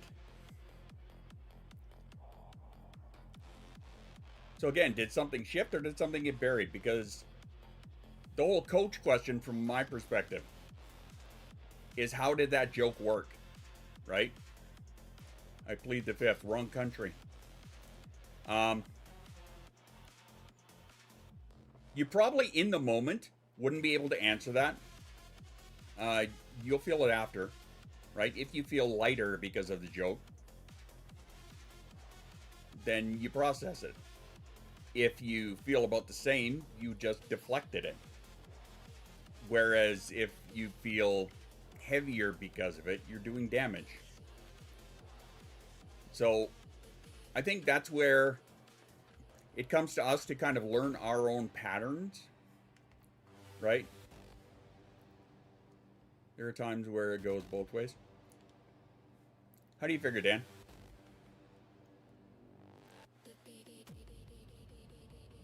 A lot of times they're 2 or 3, rarely relief. I think it depends, right? It's always going to depend on situation, context, things like that, right? But for me, just using me as an example, because I met me and I know how I work, depends on how I'm feeling and my emotions, yeah. Sabine, shut up. Oh, because mom and Jace are home. But that's it'll either lighten the mood or set the mood for a convo. Yeah, that's what that. In my mind, that's potentially a best outcome. Because if it does lighten the mood, then bonus. If it sets the mood for as in the conversation happening, or for a conversation about it. Which do you mean, Dan? Because if it sets it for a conversation about it, that's not necessarily a bad thing, right? Talking shit out. Set the mood for darker talk. Potentially, if you're with like-minded people is what I was trying to say. But you have to learn your own pattern, obviously. You have to kind of learn how you process your own stuff.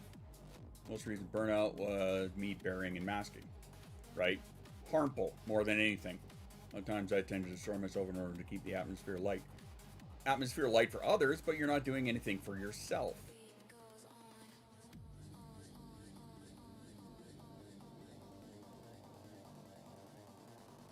Just gonna bat my eyelashes at you.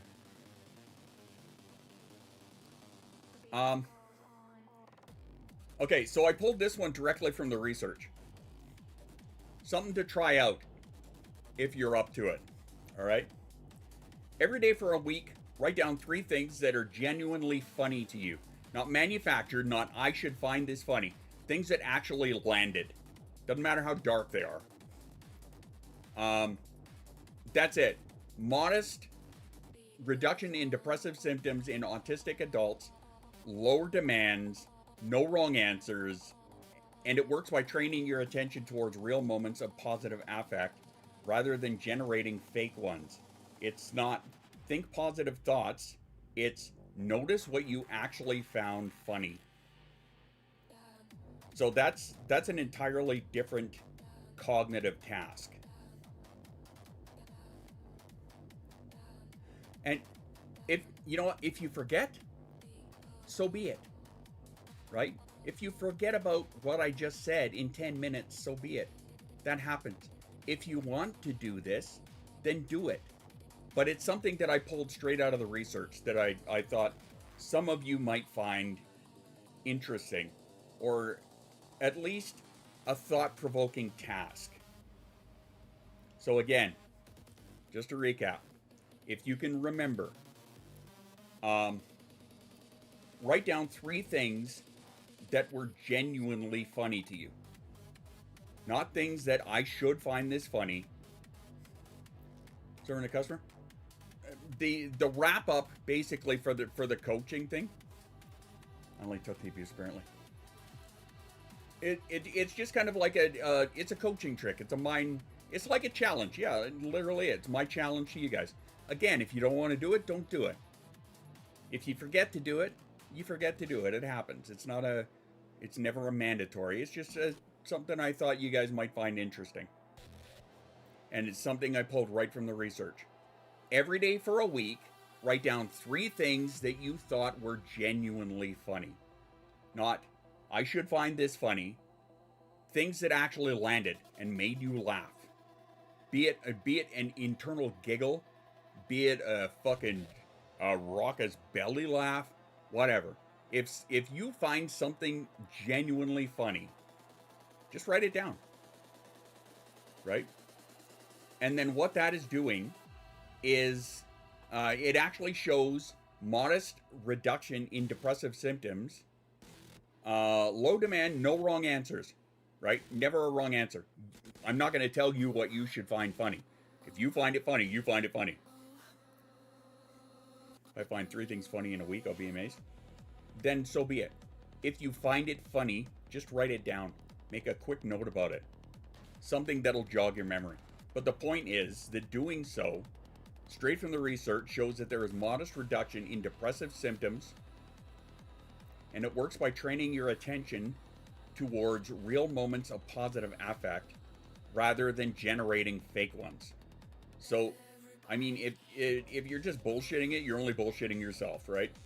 You know, the same thing is like cheating on a test off somebody. You're just cheating yourself. It's not think positive thoughts. It is notice what you actually found funny today, because those are entirely different cognitive tasks.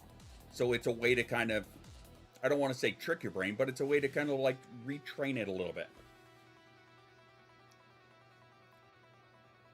So, as one of my final questions on this topic to you, steam release or avoidance? Which one do you use more of? And be honest. Binge watch and just shoot me. I found a couple of things funny. Yes. I figured. Give the cats catnip treats. Keep your tweeting zooming. Government's cat tree. Hilarious. Yes. Avoid. Hi. Avoid. Think you're 50-50? I think that's probably accurate for you. I think if I'm to be totally honest, I think I'm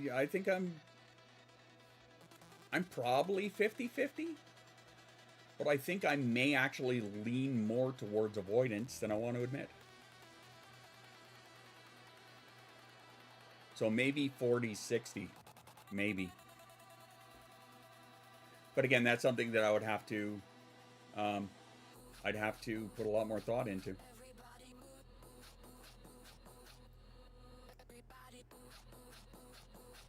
Well, 50-50. And that's fair, right? So long as, so long as you saying that, you're being honest with yourself, right? I'm trying to be honest with myself about this because, yeah, like Naughty, I'm not 100% sure. This is Donnie gonna listen to lay under my weighted blanket. Story, how are you feeling after all this before you go?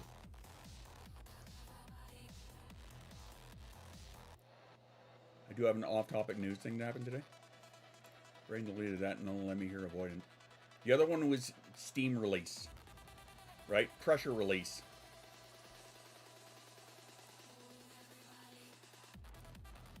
Yeah, not 100. No, I can't give a definitive. I think I'm half and half-ish.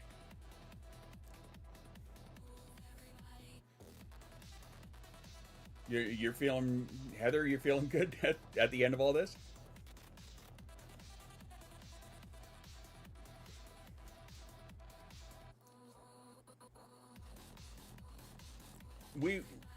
Yeah, okay. Awkward a bit. Would you care to elaborate? You don't have to.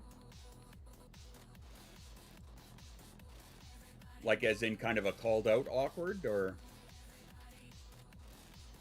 Again, I'm sorry, you don't have to answer that if you don't want to. I say a lot of shit in.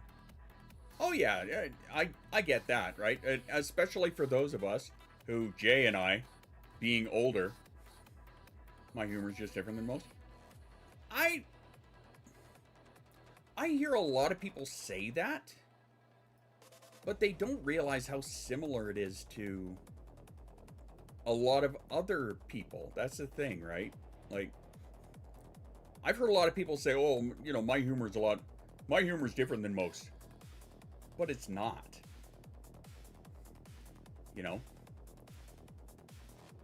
But I mean, I get what you're saying. I get where you're coming from. Kind of depends on where the brain wants you to feel pain or feel no. Hear that and be aware there's a group out there that shares it.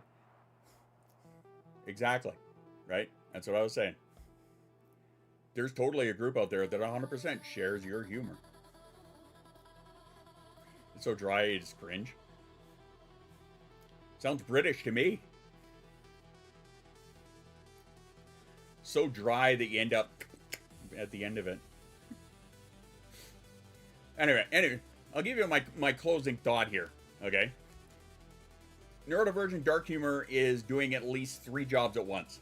You're processing emotions that you can't name directly, you're releasing pressure before it breaks something, and you're signaling to the people around you that they're one of you, you're one of them.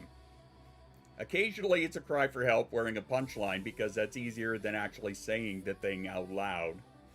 But the question is whether it's healthy or unhealthy. The question is which job you're asking it to do, right? So, something to think about when it comes to dark humor. If I can leave you with anything, maybe it's this. Try and recognize the job that it's doing. Try and know the job that it's doing. And try to use it as the right tool. There you go. As such, this concludes today's coaching session. As for the rest of you, how are you feeling? I know I pinned a lot of your asses to the wall today, which, as expected. It may not be number 1, but it's getting up there. Yeah, it is. Of course. I have no idea what next week's topic is going to be. Remember, guys, if there is a specific topic that you would like me to take on, that's what we have the coaching channel for in the Discord. Way up at the top in Coach's Corner. Make your suggestions there. Tell me what you want me to look into and do some research on and break down into a stream, an article, whatever. I will do that for you. I haven't used my bank because they informed me they want to fix my account.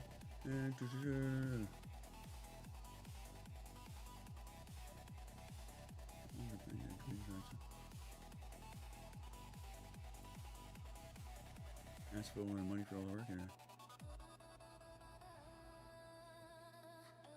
Ordered the lady to fix my account. Well, that's good.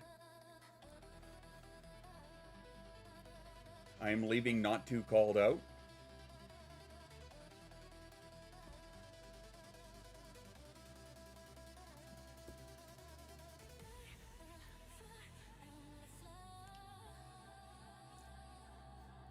Or performing my own lobotomy, I wouldn't ask for an ice pick. Yeah, Kata, you're going to have to go back and watch the VOD, because we covered a lot of dark humor stuff today. Or at least the process behind it, the purpose for it, why we use it, etc.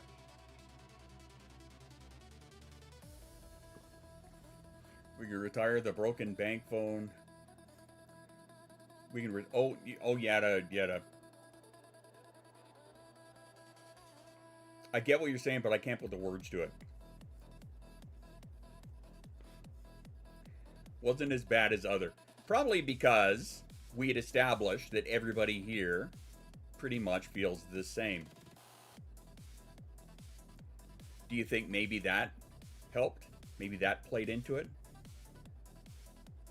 Fucking customers. Agreed. But do you think maybe that played into it? Is the realization that, you know, yeah, you're not alone in the feeling, you're not alone in how you process things?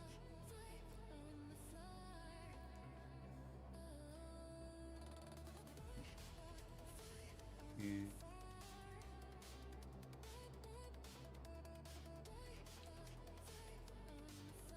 Public. That's supposed to be public. Okay. Pickaxe would be my choice. Well then. Getting a bit of the dark humor out helps me understand. Not lower my thoughts. No, 100%. Getting the phone number anymore. Well, that's perfect. No wonder Dan's throwing subs around like an old chaos.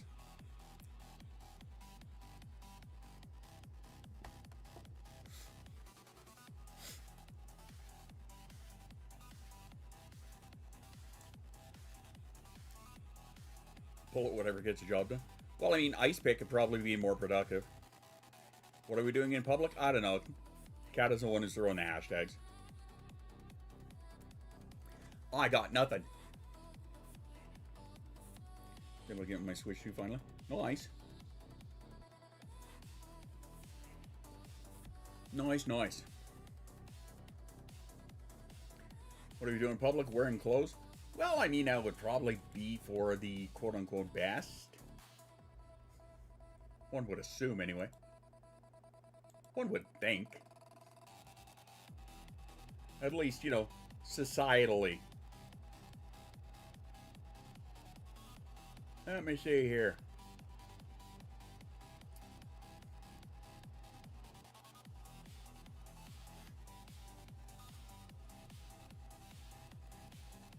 My Switch, you get the Game Boy. Fair enough. We told Jasa, and I don't know how the fuck we're gonna pull this off. I'm not gonna lie, but we told her if she actually makes the honor roll this year, right? Because for those who haven't been following along, Jasa has kind of dropped off in her grades as of late. It's not for a lack of skill, it's for a lack of motivation. So, for as much as I know that this doesn't necessarily always work with her,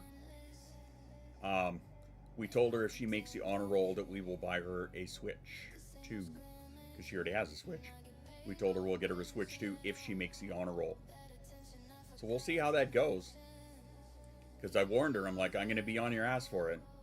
Right? I'm going to make sure that your homework is done and that your grades are back up there. Because before the holidays, before Christmas, she was getting like hundreds, 95, 98, right? And now she's down to 60s and such. When she even does the assignment, she has a bunch of zeros in there for stuff that she just never turned in. She just wasn't motivated to do it. She was distracted by her own Discord friends. And so we told her, like, if you want this, you'll get your ass on that honor roll. We know you can do it. Right? You are, academically, she is a brilliant child. Those of you that know Jasa well enough knows that academically she is mind-blowingly smart.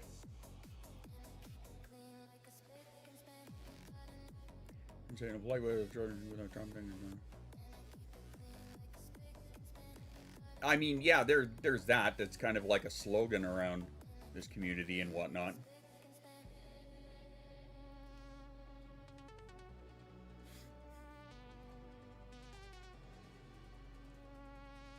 But yeah, that's, for those that know Jason, you know she could do it, right? So we just kind of put the carrot in front of the horse, and we're going to see how that works. Authenticata, you are begging to trauma dump. Do it. Let's go. Need motivation too to work towards a goal. Again, and that's a topic we've kind of covered before. There are many cases where with her it doesn't work because it's just not part of the interest-based nervous system, right? It's got to be something that's really out there, because otherwise she doesn't give a shit, right? She's doing her own thing, and I get it. I understand it. I'm kind of similar. I'll say nudes. Is that motivational enough? If you don't do the thing, I'll send you nudes. Yeah, I would think that'd be motivation to get me to do the thing. Well, I mean, if it's from you, maybe. I don't know. I don't know. We would have to see.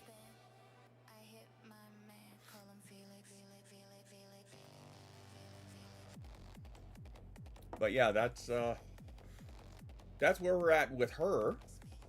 So hopefully, knock on something, that can be enough of an incentive. Because yeah, even for me, like, didn't tell the community to not keep sharing my shit, so I'm trying to be mindful of my online presence. Yeah, well, I just told you to. There's a minor difference between hinting at dropping a topic and being told to keep it to yourself versus me just telling you to straight up spit it out. Guess which one I just did? Let's hear it.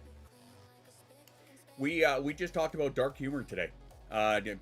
Spit it out. You're not gonna hurt my feelings.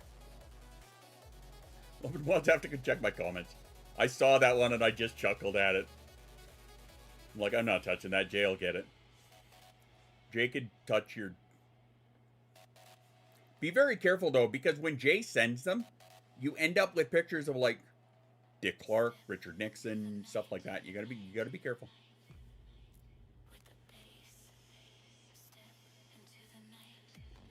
That's right. We've all got the trigger warning. You're about to trauma dump. Okay.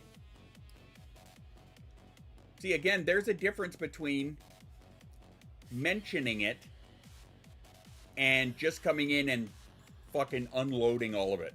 Because there have been, I'm sure some of you have seen, there have been some that have come in here and just fucking unloaded. Right?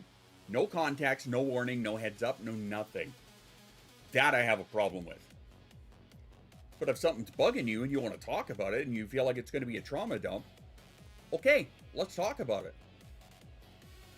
Minor difference, my friend. Hi, Mara. I saw you lurking away. Can we get another shout out for Mara, please? And what are you up to today? Thank you, Dan. Tickle, tickle. Our favorite artistic fan.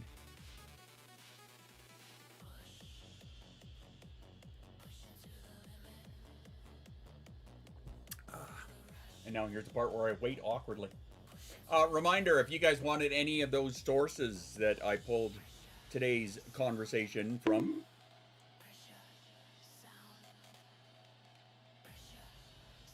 you're looking to get demoted real quick, aren't you?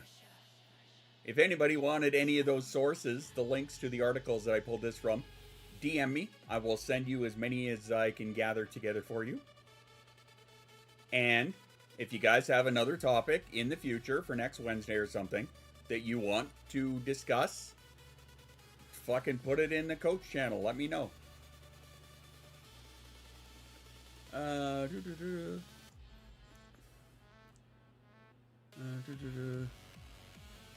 Most traumatic things, no warning. Because I don't trust my mouth. I'll be back in a minute. I mean, that's fair. I get it. And yeah, you've heard me come unloaded on those people too, right? Like when they just show up and drop shit like that out of the blue, no context, no warning, no nothing. I get pissed about that, rightly so. Thanks for that, by the way, Dan. We'll touch that in a second. Nothing special happened. Hormone charge, 3 go. PMDD, big spiral. My wife's got that, so I get it. Just numb. I don't care anymore. I've been crushingly poor. That is far too relatable. More and more physically disabled for 7 years now and just hopeless. Nearly a wheelchair. I've got mine sitting over there. I feel ya. If I'm giving you another topic, it bites me in the ass every time. But it's like that slap and tickle, Jay. Don't lie. It's like you haul off and get that wallop right in the ass cheek, and then nothing worth fighting for. False. I disagree.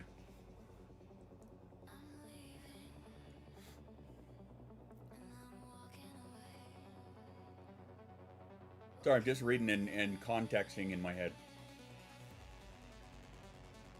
Hence the borderline awkward-ish silence. But I get it.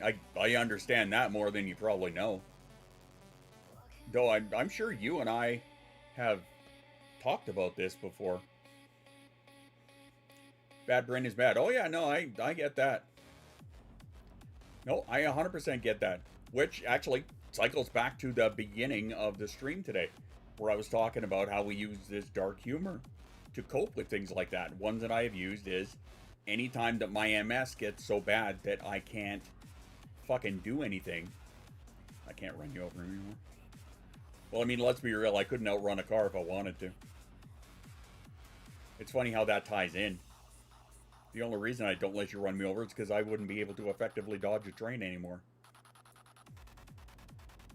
But yeah, I get it. Like anytime we leave the house, I have to, we have to have my chair. Because I can't walk for extended periods. So I get it.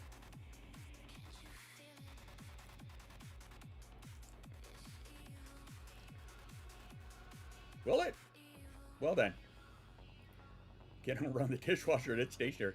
Dishwasher door. And I'm the one who put it there. That was the worst one. Fucking put down the dishwasher door. Back up over it. Ass over tea kettle. Lay there on the floor for 5 minutes. Yeah, that was a gooder.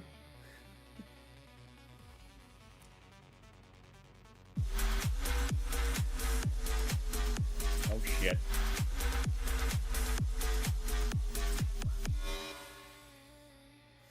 Yeah, that dishwasher fucked me up. Like, and not in a polite way. Not in a kind way at all.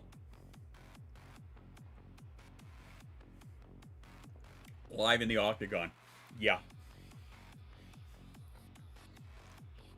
You crave peanut butter. Deterioration feels inescapable. Thankfully, I don't relate to that one so much, but I do get the deteriorating body. I totally get that. 10 seconds? Was it even that? It lasted 2 hits. I hit the door, then I hit the floor.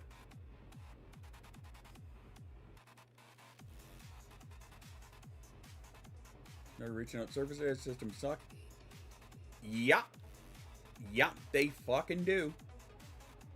Especially when you live in a place where they are actively making it more difficult. That's one that that's one that I'm personally going through, right? It's the same deal, reaching out to the services. The systems suck because they're being gutted, they're being cut apart, they're being like, it's actively fucking us over. I want to play the card, but it'll probably bite me in the ass. Well, hint, hint, hint, just fucking do it. How about that? I get the, why don't you just leave? Because that is completely not helpful in any fucking way, shape, or form. Why don't you just leave? Okay, 1, where? 2, how? 3, are you paying for it?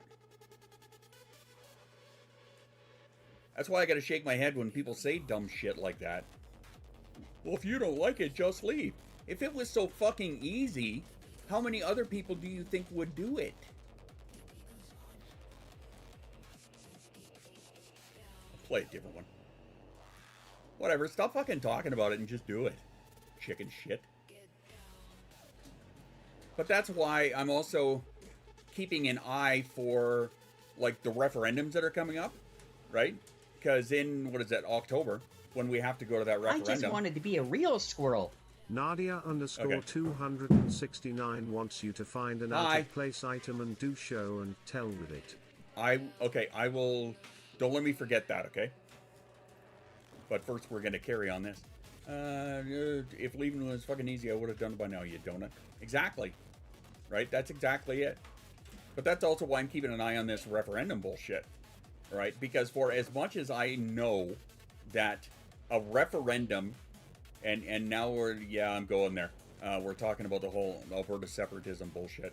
For as much as I know that a referendum does nothing on paper. Thanks, Jay. On paper, it does nothing, right? It starts talks is all it does, right? So even if on that 8% chance that they actually got the vote, passed a referendum and says Alberta wants to separate, all that does is kick off the talks, and that is a years, plural, long process. That's not an immediate, okay, you're out, right? But the part that I worry about the most is not so much the knowledge that it can't happen. It just cannot happen because we're on treaty land. 99.5-ish% of the province is treaty land. It's indigenous. Can't separate if there's native land attached. Exactly. So based on that right there, it cannot happen, period. I'm not worried about that part. I know that it cannot happen. The part that I'm worried about is the in-between. Because the in-between is all of the bullshit that they are setting up to try and angle for it. So it's tearing apart the medical system, which they're already doing. Is housing. Is making housing fucking unaffordable, right? They're talking about, one of their biggest gripes is quote-unquote immigration, right? So they're trying to get their hands on the laws to essentially lock out immigrants, which, if there are not people coming into the province, who is going to be buying up the housing that you are claiming to want to be building? Not only that, the amount of people that are leaving, that do have the ability to leave, when they do, who the fuck are they selling their house to? Right? It is a much bigger problem than a lot of people. It's not black and white. It's not, we want to leave, we're going to leave, you can't leave. Right? There's a lot of shit in the middle that people don't think about. Oh, the Indigenous went to King Charles. Like, yo, bitch, they fucking with your treaty. Yeah. My ears died. Boo. So anyway, yeah, there's that. Well,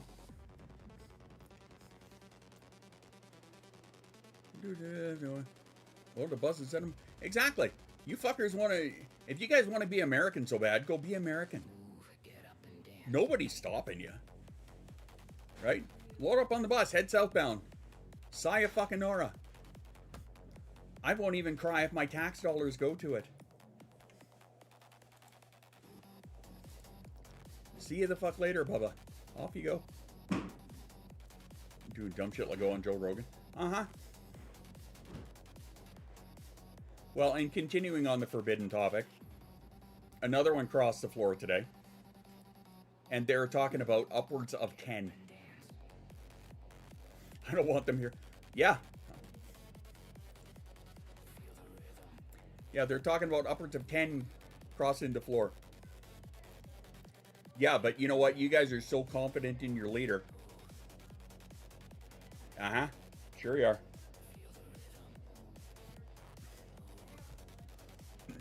All right, enough of that. Show and tell. Here we go. Here is my show and tell. This right here. What this thing does here, this is actually grease. This is a grease that is designed by a bunch of medical specialists. And what it's designed to do is actually help the inner workings. So like when you have yourself, you're very welcome. So when you have yourself a chug of that, what it does is it actually kind of helps to grease the digestive system to help basically stuff go through better.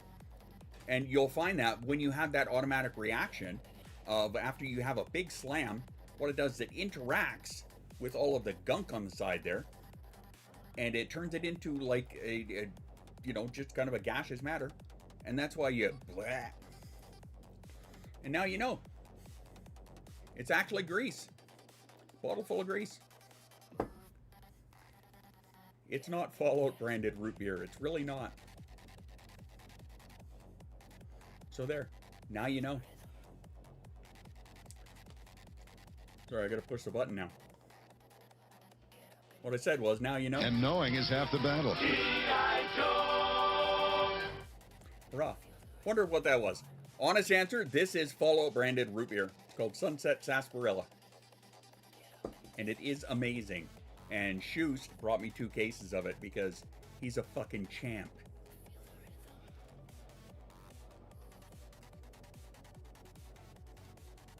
I said that twice now.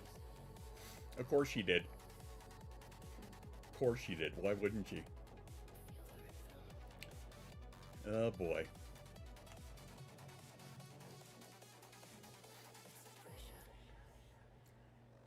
So kids, all in all, how are we feeling?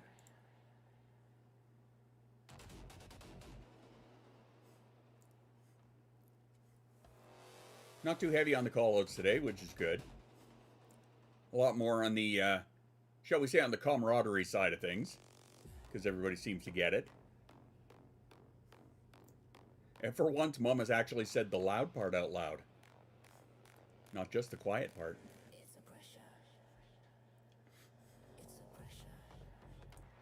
And poor Jay, his headphones busted. Play my song. The one I was gonna play was play my song and I knew if I did, you would play different. Well, no, that's not how the card goes. If you drop play my song, that means you want your song. That means I will play yours if I have it.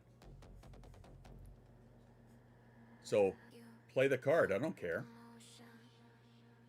Shit, Mama does it all the time. She doesn't even have the card. She just whines like an old school DJ request groupie. Tell me I'm wrong. Times two. Oh yeah, Mama? Now you know.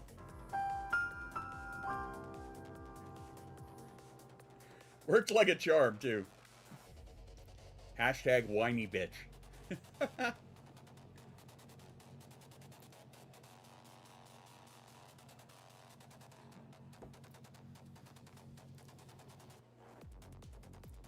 Just shut up and do it. Fuck's sake. You're taking that PETA name tag to a higher level today. Spice Girls wannabe.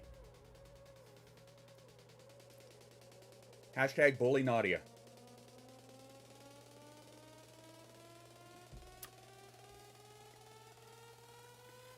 Can I play Spice Girls wannabe?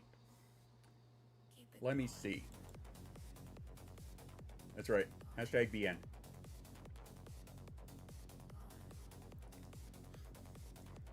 Well, I mean, we could throw in the rave waves.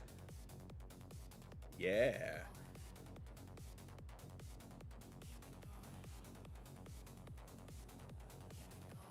Oh, I know. Or can you play it now because I'm leaving? There's all the incentive in the world. What the fuck are you talking about?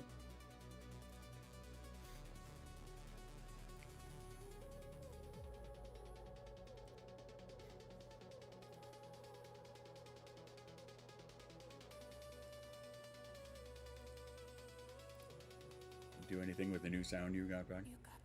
Was that a question to me specifically? Because if so, the answer is yes, kind of.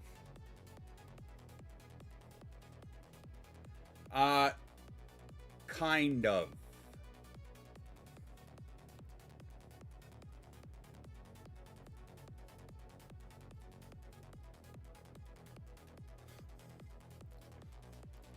Anything show worthy? Yeah. And all good. I will just buy another pack. You do that. But in the meantime, I mean, we could do something cruel like this.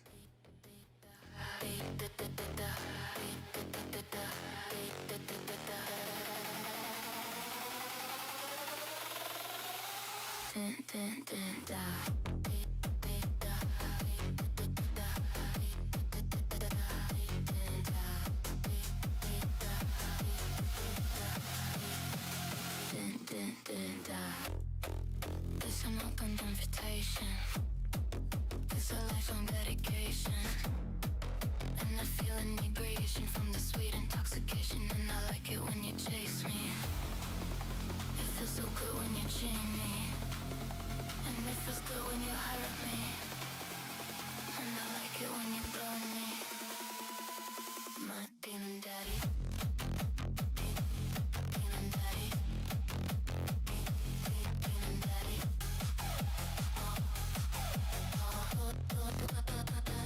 My demon daddy.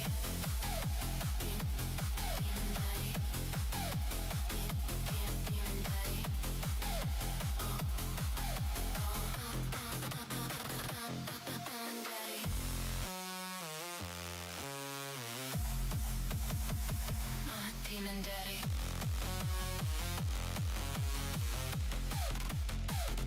Demon daddy. My demon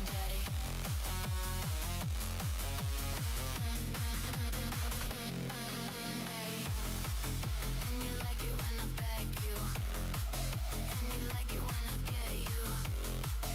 And you like it when I want you. And you like it when I taunt you. And I stay when you tell me here. And I breathe when you draw me near. And I move without you to fear. And I fall asleep when Nadia underscore 269 kicks ass and has picked up 10 packs.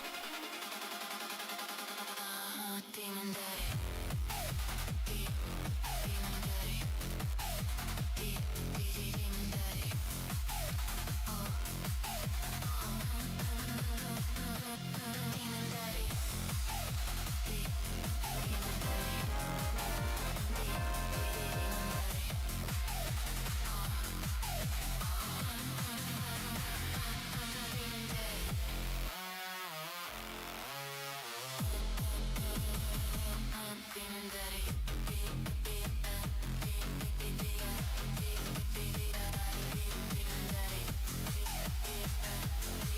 Alright, I've tortured poor Jay long enough. I want to apologize for that, but I'm not going to. Ha ha ha. Katana, what's going on? Welcome, welcome. Welcome to our happy corner. What's up? How's things? How's you? Happy hump day. What's going on and shit?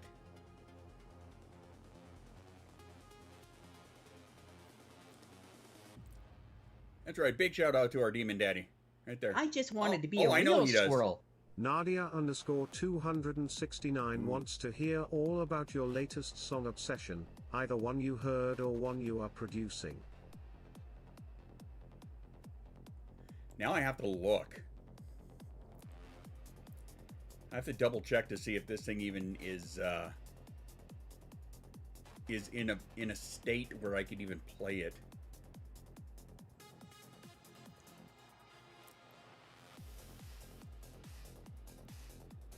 Motherfuck it.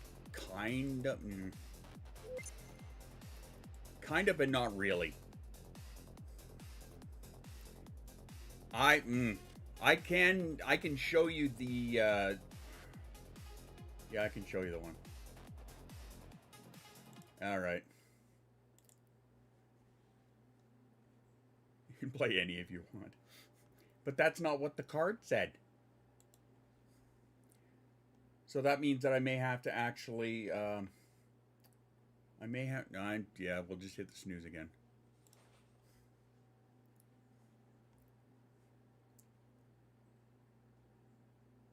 Where did I put it? Where did I put it? Where did I put it? Okay. I kind of touched on this one a little bit ago. But, all right.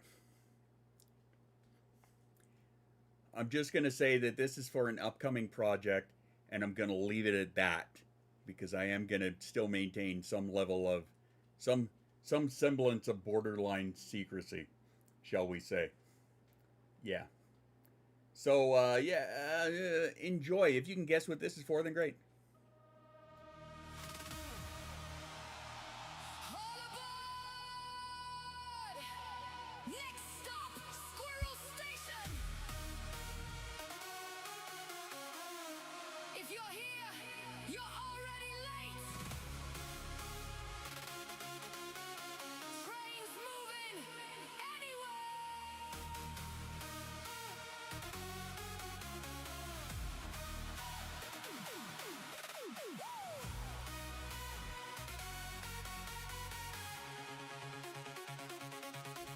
Think you know?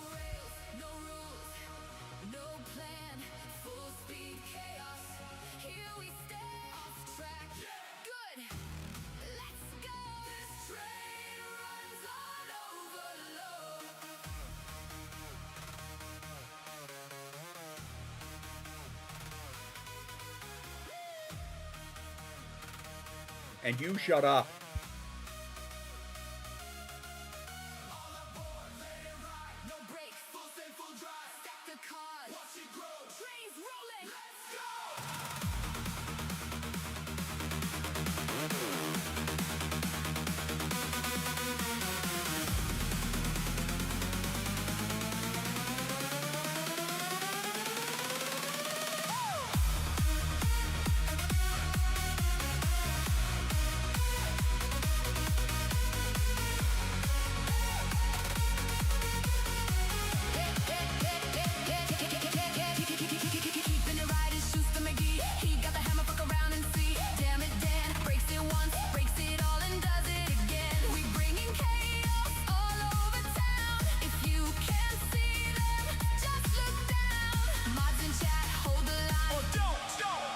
Insanity works just fine.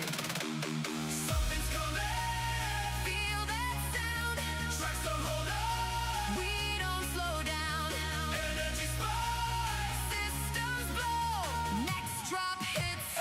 Brace for the show. All aboard. Let it ride. No brakes. Full send, full drive. Stack the cars. Watch it grow. Trains rolling. Let's go. All aboard. Hit the gas. No control. We don't last. Break the track. Let it go. Trains rolling. Let's go.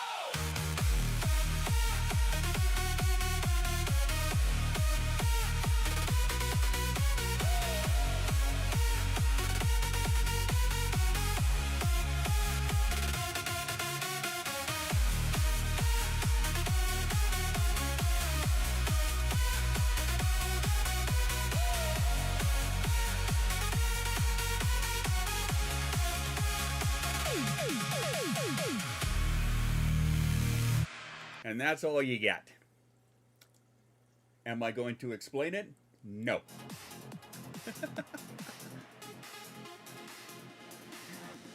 But yes, that's in accordance with the card.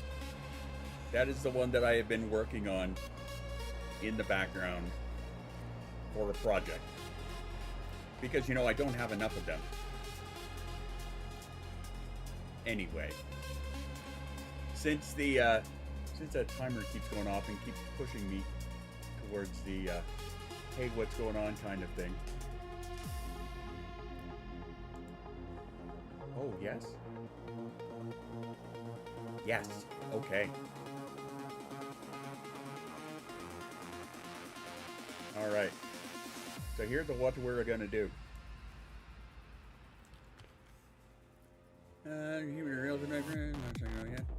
Try and sleep. You do that. Get yourself some rest. And of course, train. I mean, obviously.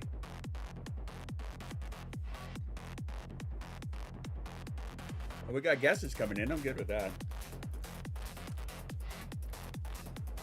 All right. I'm going to get out of here. Thanks all for hanging. Thanks all for chilling and taking the abuse. Give a few of the words. That's a minor understatement.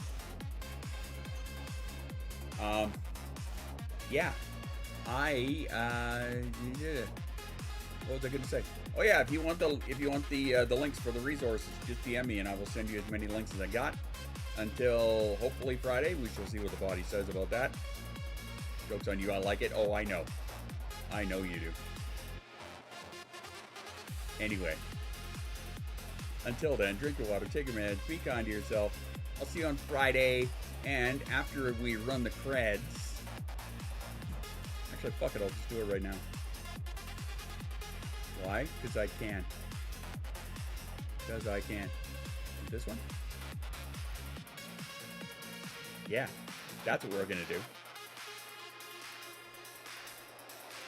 We'll just run these. And then I'm actually going to throw a raid into a friend of mine. And she's actually going to be talking politics, so brace for that. But she is she's a smaller one. She goes by Mrs. Maple. Because her name is May. Wow, I'm on top today. Yeah, you are. Giggity, giggity, goo. So at the very least, anyway, jump in there, say hi, blow up her chat a little bit, show her a little bit of love, you know. And I'll see you guys on Friday. Or I'll catch you in the Discord, alright? Until then, babies. Ciao for now.